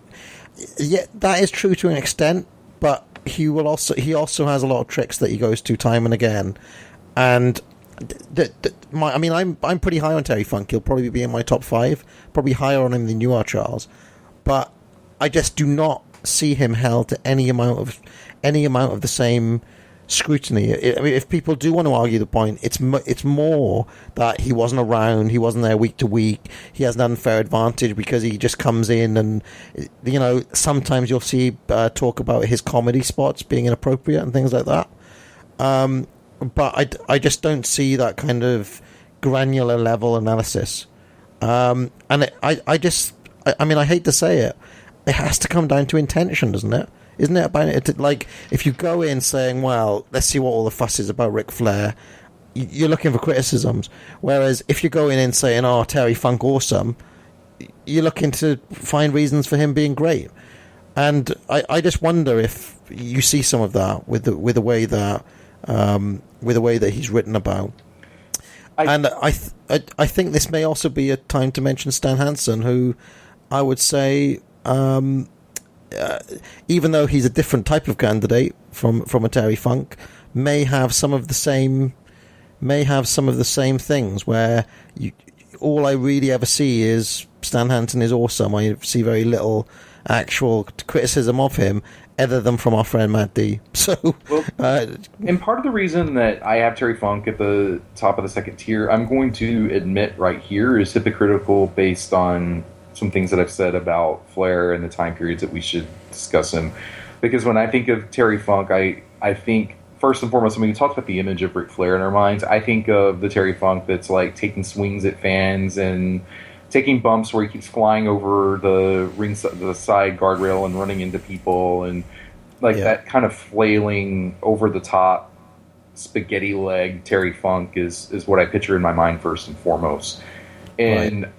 I don't really know that the parameters, I guess, and this is just more of a question, I guess, than it is a statement, but I don't know what the parameters are for what people are telling me for Terry Funk. Like, okay, if I want to see why you think Terry Funk is the greatest wrestler ever, what time period do I need to watch? And if the answer is watch all of it, then I've kind of done that, because I've seen Terry Funk at pretty much every point of his career, and I don't see it. But if there's a certain point I really need to dig into and concentrate on and watch in depth, then by all means say so, and I'll do it. Because, I want to see what the case is. What I see is just a great wrestler, but I haven't seen a transcendent all-time great wrestler yet. Doesn't mean it's not there, I just haven't seen it. So I'll admittedly say that Terry Funk is probably a guy that I should withhold judgment on until I get a better feel for where the goalposts are. I mean, what I was telling you before, Charles. I mean, I've seen, I don't know, as much Terry Funk as lots of people. I would say probably more, and I would say that I cannot see what angle you could come at to argue that he's better than Flair over the course of the career in terms of what he was able to do because of his role. And like, if Flair was the NWA champ, which means he went from time to time to... Now, Funk was the NWA champ, but we don't have most of his reign on tape. We only have a few matches of his. I mean, some of what we do have is very good, but in fact, Funk worked in a similar manner to Harley Race and to Ric Flair, from what I've seen. Maybe a few more abdominal stretches and things thrown in, but it's essentially he worked that kind of bumper move style from what I've seen. The point I was going to make was what we see Terry Funk doing in his career is going in as an impact player to different towns. He'll go in, he'll raise Kane, he'll cut a couple of money promos, he will pop the gate, get everybody involved for 1 or 2 matches, and then he's off again. And to me, that yes, there is a certain art to that, but I want to say that it's almost easier than the role that Ric Flair had, where he was coming in, making challengers look credible, putting over the world title, as well as appearing on TV, from week to week in the later part of the 80s. I just want to say that, I don't know, it seemed like a tougher gig to me, and I feel like I want to count it more. I feel like the Funk has a kind of unfair advantage if you're, counting him for being great in, this one run in Puerto Rico or this one 6-month run in NWA. It seems kind of all a bit disparate and all a bit kind of, and then if you actually drill down and look into some of those runs, I don't know if it adds up to a case that is better than the list of matches that you're going to get out of the Ric Flair NWA title runs. Well, I'll even ask you this. Setting aside Ric Flair or Jumbo Tsuruta or anyone else, just as a general argument about the number 1 spot, do you think that the greatest wrestler ever kind of has to be someone who was the world champion and carried his company for a significant amount of time? I actually do, Charles, and I mean, various people have called me, a bit of a snob for maintaining that being put in these positions is actually an important part of looking at someone's career. But to me, it's saying that everybody who's involved in the business at the time sees you as the man, sees you as the best worker for this particular role. And to me, I just don't, like, as much as I love a Jerry Blackwell, say, I think everybody loves Jerry Blackwell. I just think there's a limit to how high you can rate a guy like that. I don't know what Jerry Blackwell would have to do to be able to get into the conversation. He would have had to be put in a position of having the top belt, of being the man that you build the company or you build the wrestling alliance around, going into towns week in, week out, and having great matches with different people, or if not great matches, good matches that somebody would tell their friend about after they get home, something like that. I guess the important distinction there, so that point isn't misunderstood, is that you can be a great wrestler, one of the top 100 ever, even without having been in that role. But in order to be seriously considered for number 1, that's something you to have demonstrated. That is why I can't put some of my apps like Arn Anderson, Ted DiBiase, Bobby Eaton. These are all guys I'm super high on, but they were never put in that role. And they might have been guys who excelled if they would have ever been put in that role, but you can't use a list like this to right wrongs or to fill in the blanks for what would have happened. But this is the point we've been trying to say. It's not an unfair advantage to have been the NWA champion. It's just that he was, and maybe he was for a particular reason, because he had that skill set. And we can't, you can't just pretend, well, what would have happened if they'd have given the belt to Ted in 1982?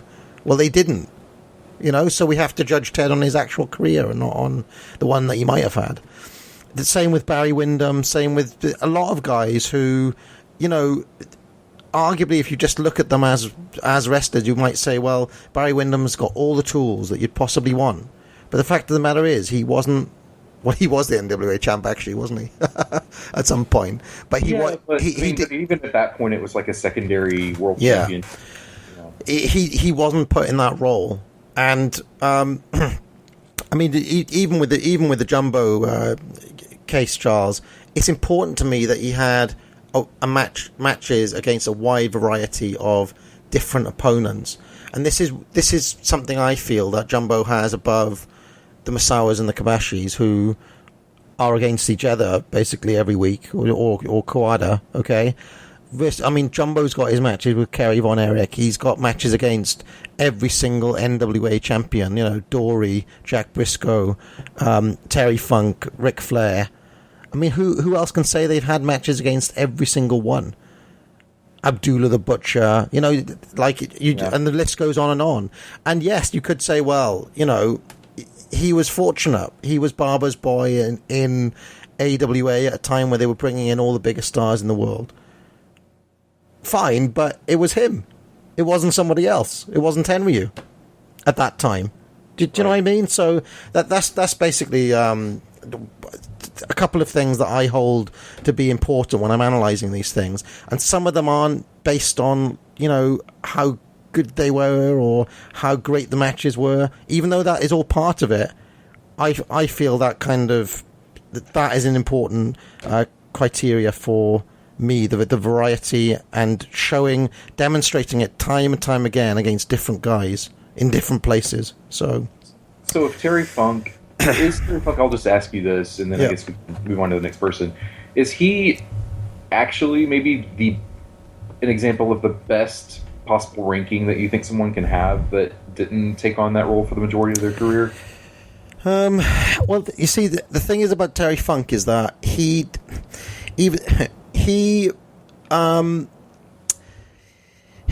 USP, if you want, is coming in and being an impact player, like I said.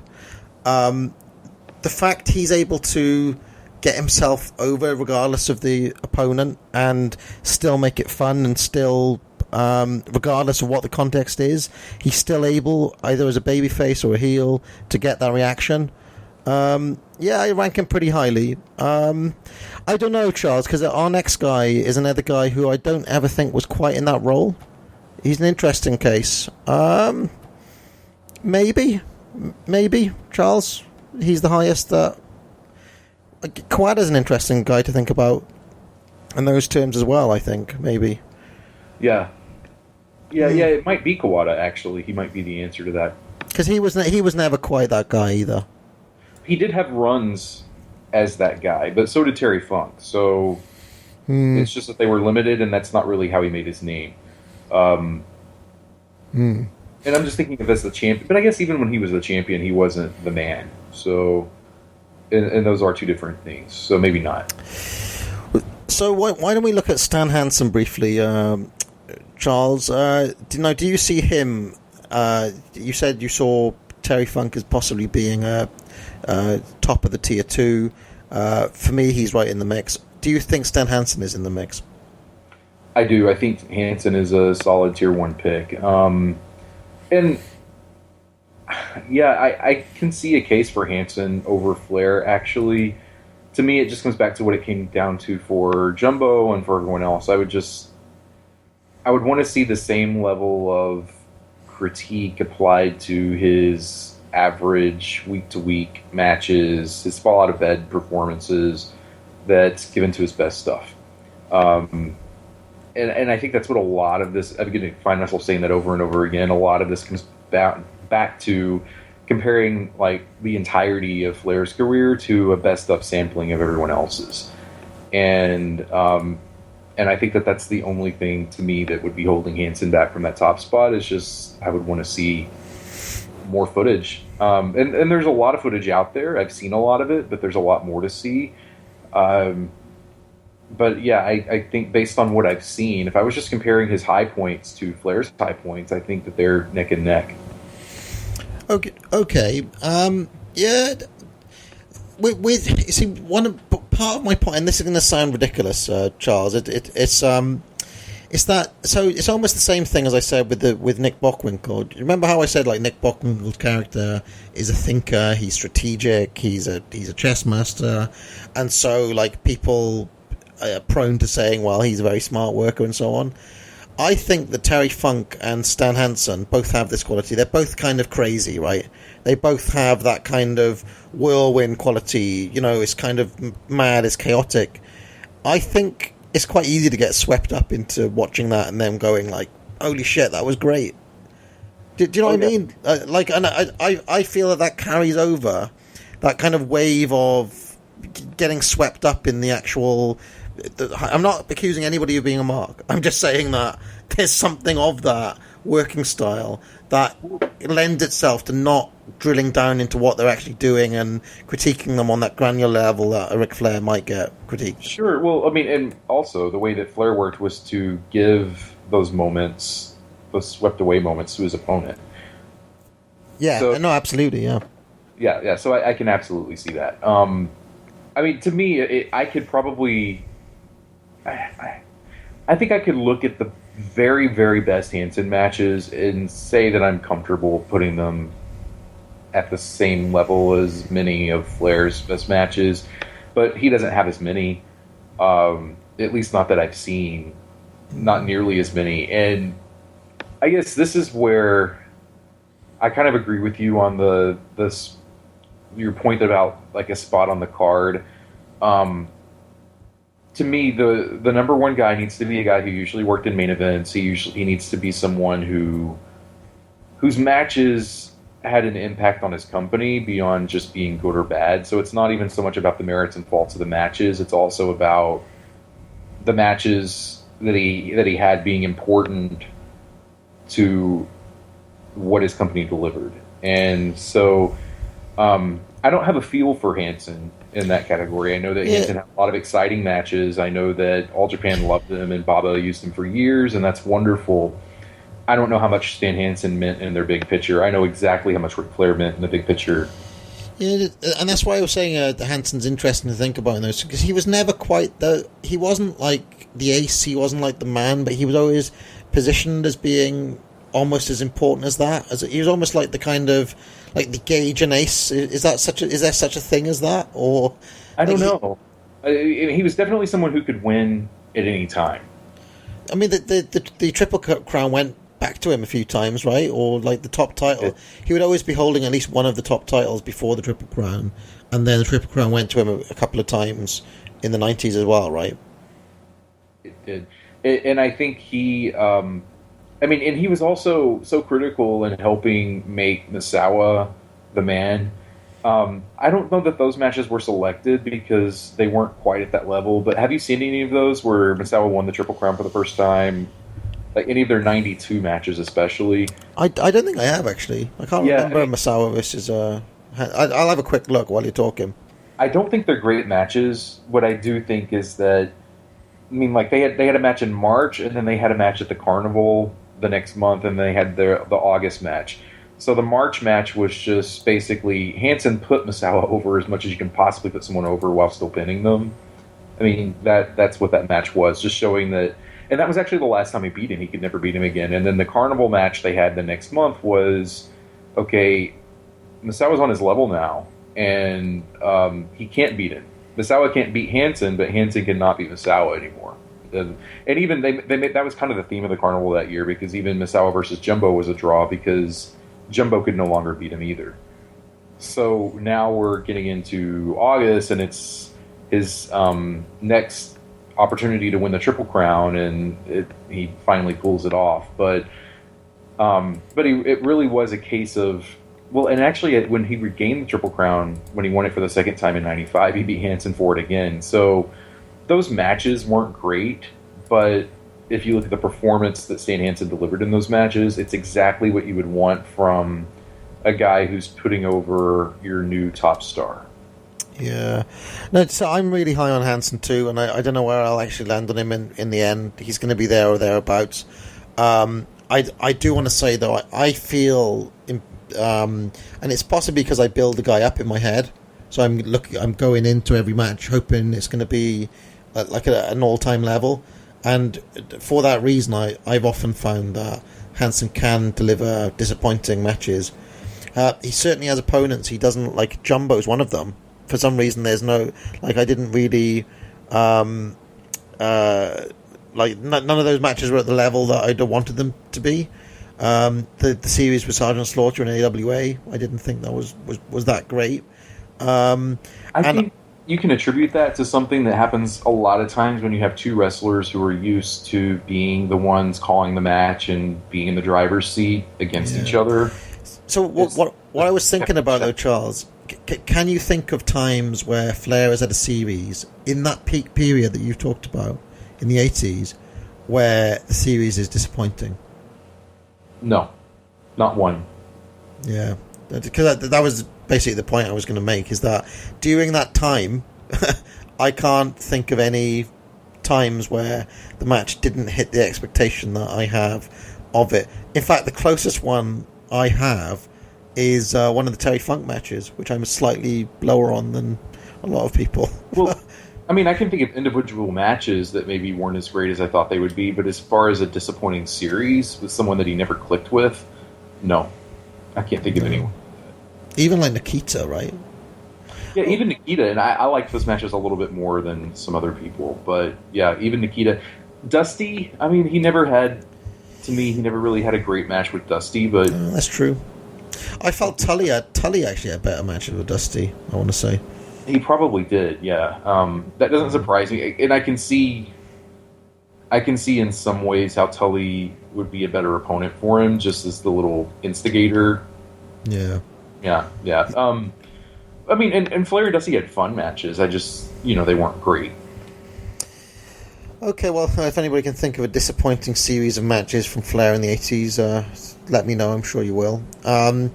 What about the final guy we've got on the list here, Charles, and that is Fujinami.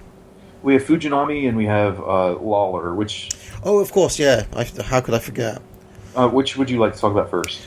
Let's since we've been talking about vaguely Japanese candidates here, let's talk about... I'm counting Stan Hansen as a Japanese candidate. Why don't we talk about Fujinami?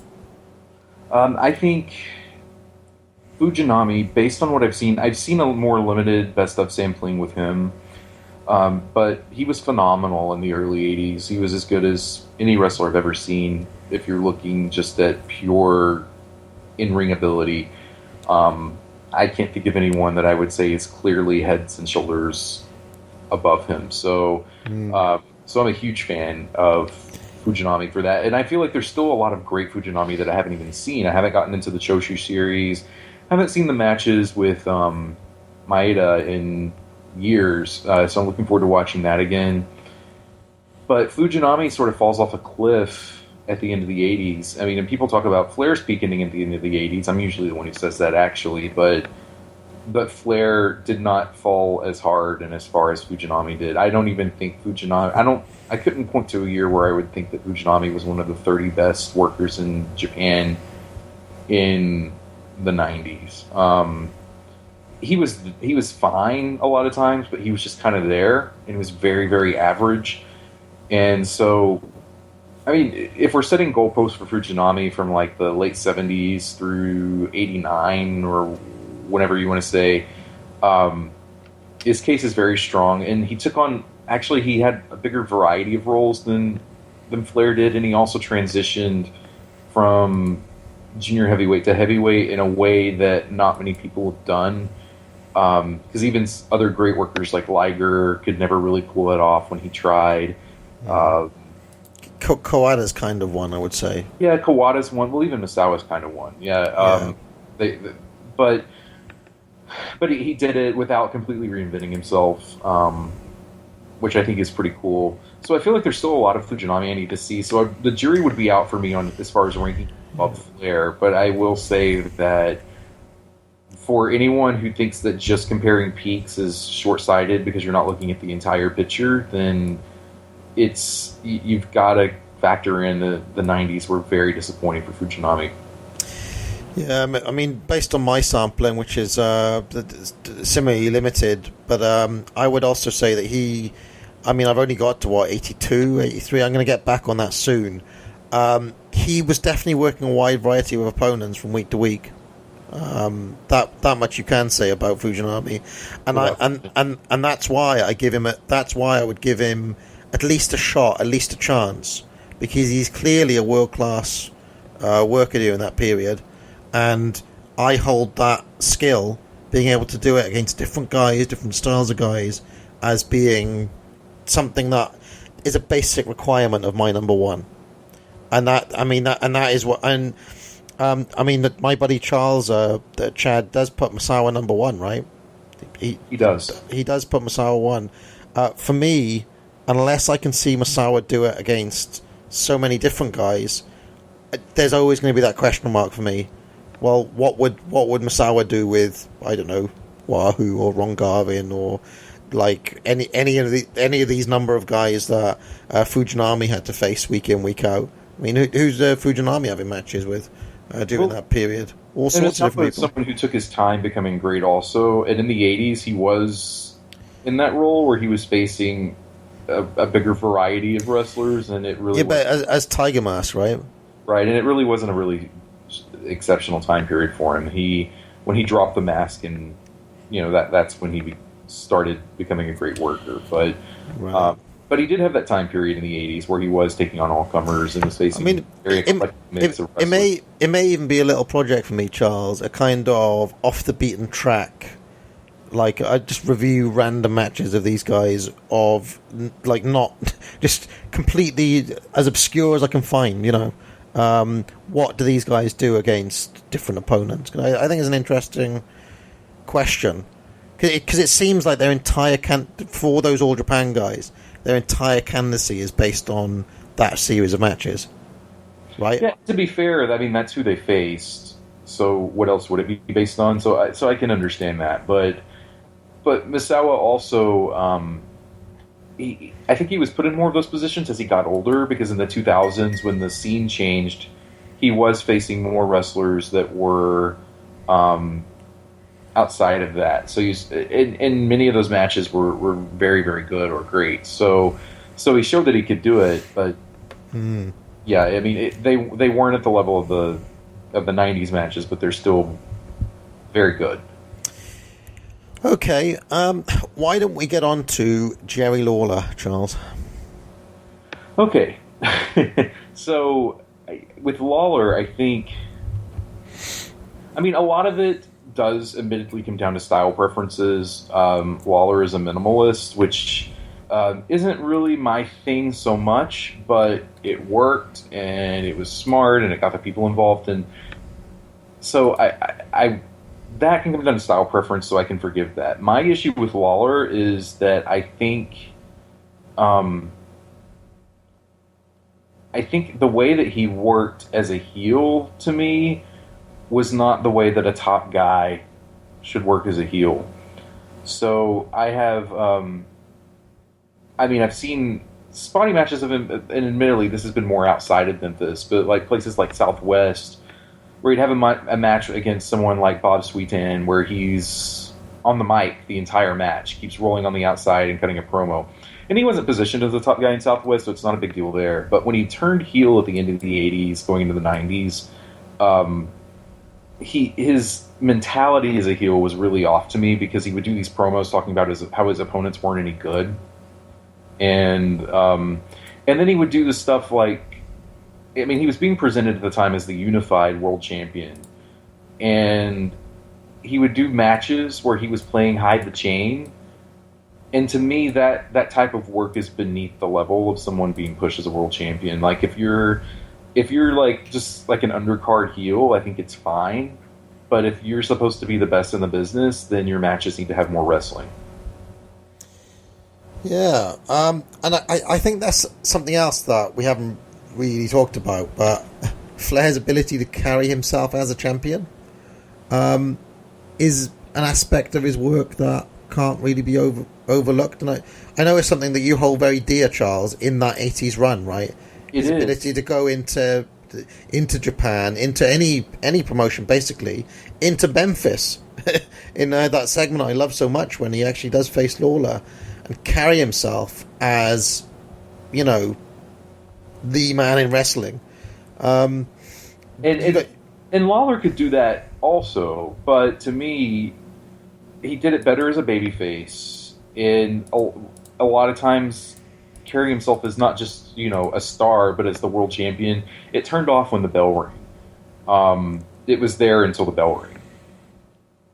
But my question with Jerry Lawler is, and I do need to watch more, but I don't think it's any secret that I mean, I don't even think I consider him for a top 10, to be honest, at this point. Maybe it's just the stuff I like, what I want in my wrestling isn't that style. But where are, like, if you were to make the top 20 Jerry Lawler matches, would they stand up to the top 20 matches of any of these other guys? That would be my question. I would have Lawler above some of the other guys that we talked about. Okay, which ones in particular, just out of interest? For me, I would have him above Terry Funk. But that, again, could change as I watch more Terry Funk. I would have him neck and neck with Fujinami. I think Fujinami and Lawler both are exceptional in ways that the other are not exceptional. And to a point where they kind of cancel each other out. So I would probably have them pretty close to each other. Who did we talk about before the All Japan guys? I'm just trying to remember everyone that we've spoken about today. Well, there's a couple of Santo you talked about and Negro Casas. I would have Lawler above Santo for sure. I'm not sure about Negro Casas. So those I can say without too much doubt that he would be ranked above. Okay.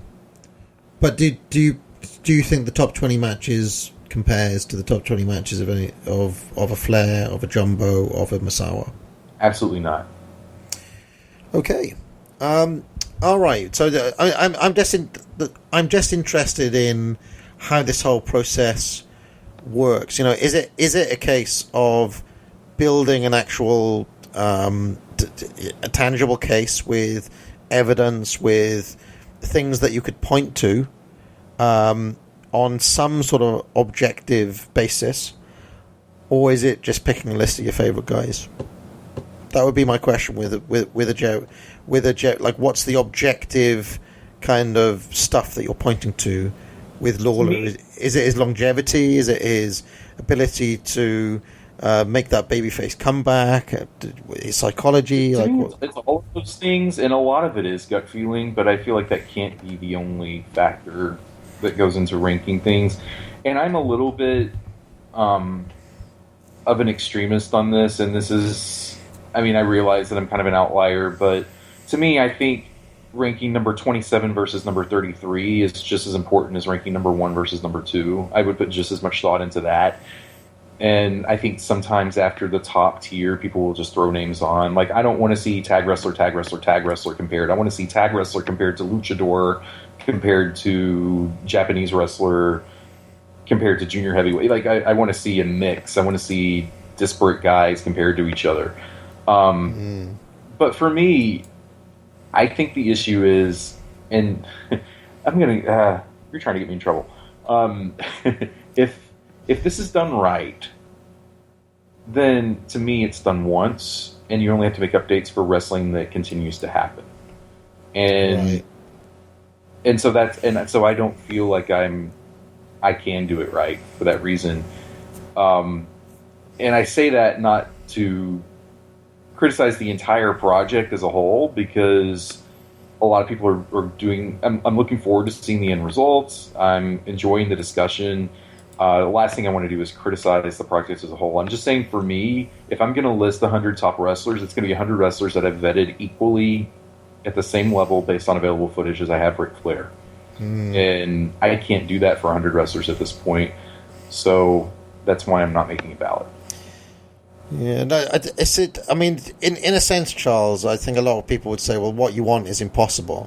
Right? It is. It is. But on the other hand, I mean, part of what we've been trying to get at for this whole show is that a Ric Flair will be given immense amount of scrutiny and time and attention.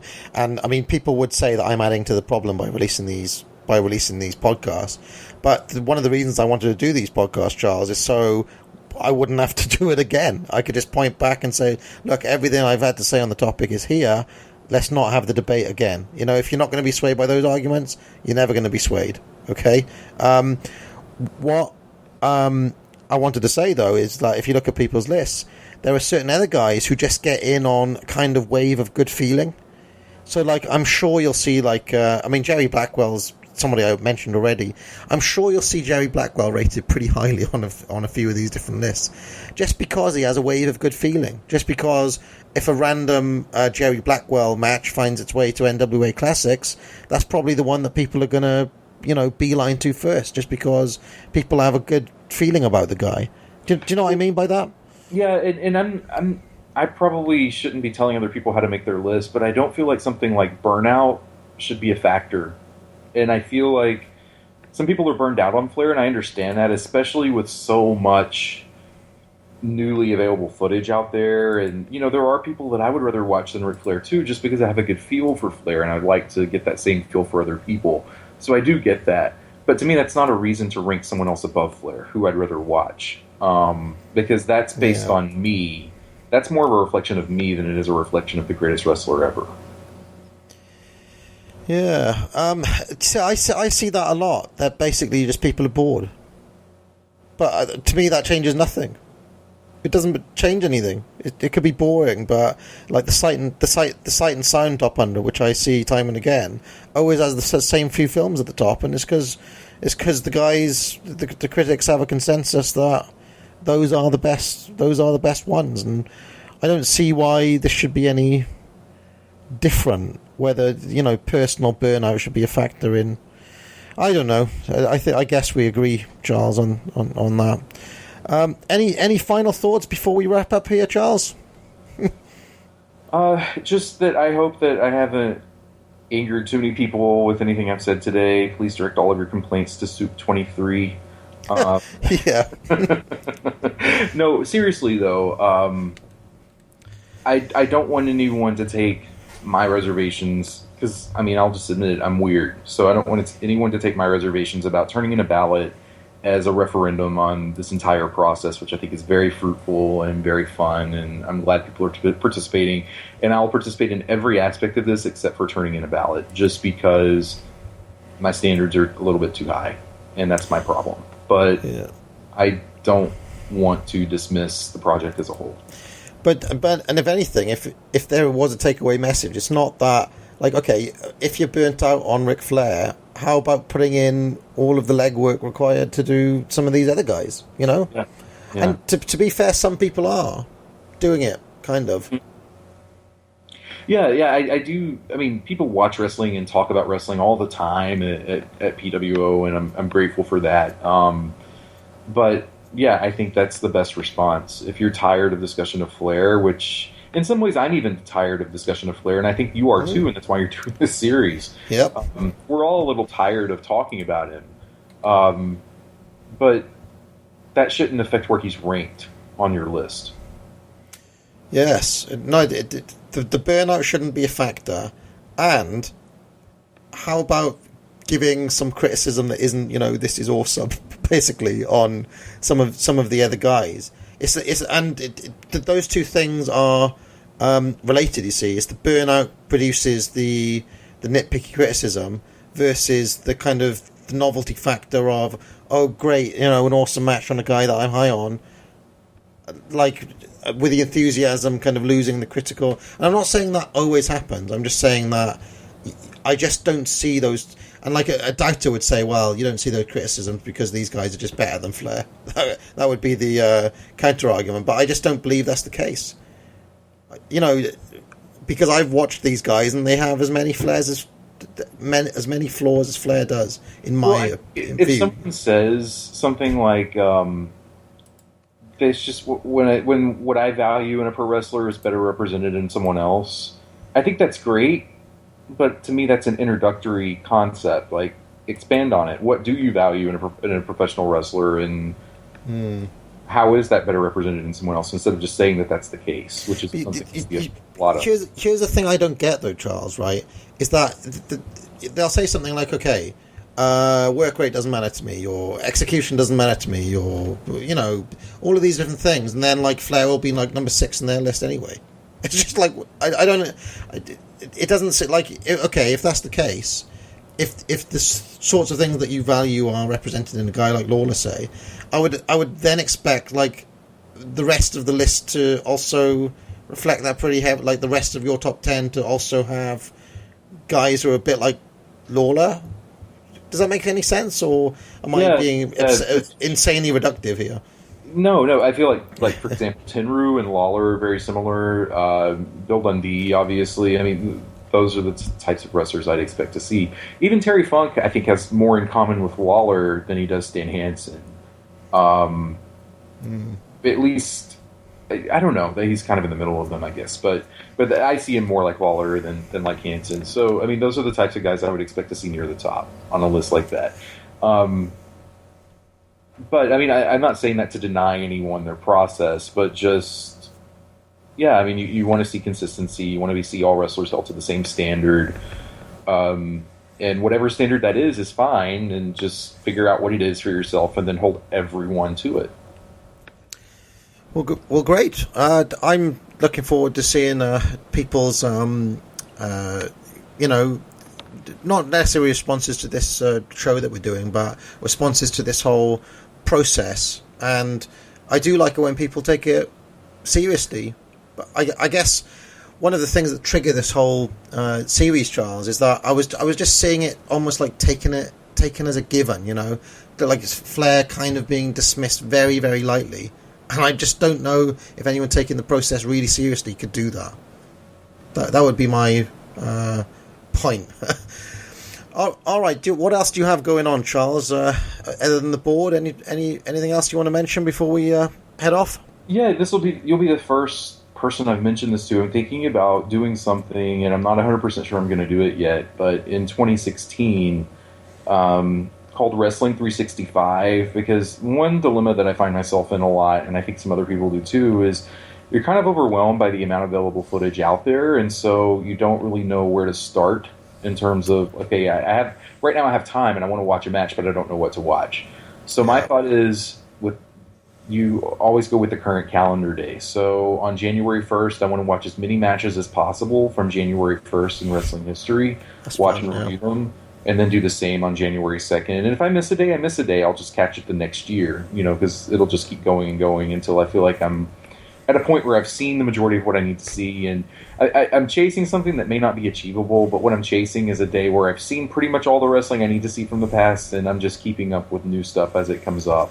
And that's all that I'm doing. Well, I can't wait. I can't wait to see those reviews, Charles. I'm sure they'll be fantastic. Yeah, so I mean, that's something I'm kind of thinking of. I've taken a break from ebook writing for a while, but I've thought of some ways to retool the concepts a little bit that have motivated me to start writing again. So I'm going to get back to work on that. I'm not sure when it's going to happen. I thought it would happen in 2015. It's not going to happen in 2015, but I am making progress on it again. So hopefully I'll have an update on that sometime in the next year or so. And I guess that's pretty much it. Well, thank you very much for joining me, Charles, and thank you very much for joining me, listeners, on this mini-series. This is very, very likely going to be the final part, part 4.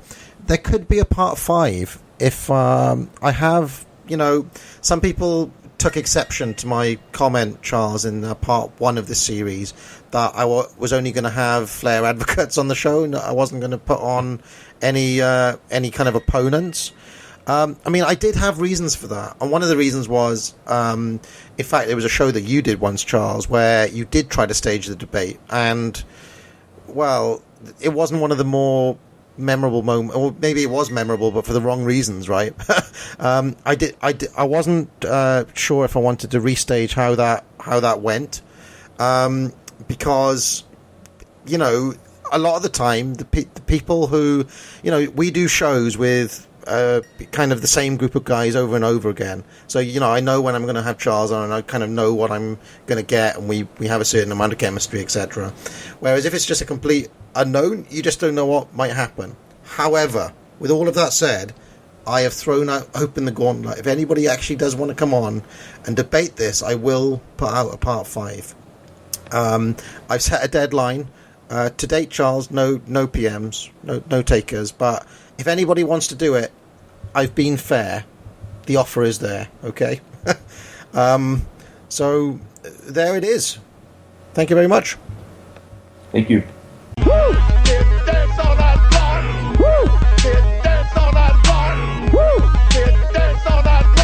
The Winnipeg Arena is going to be on fire.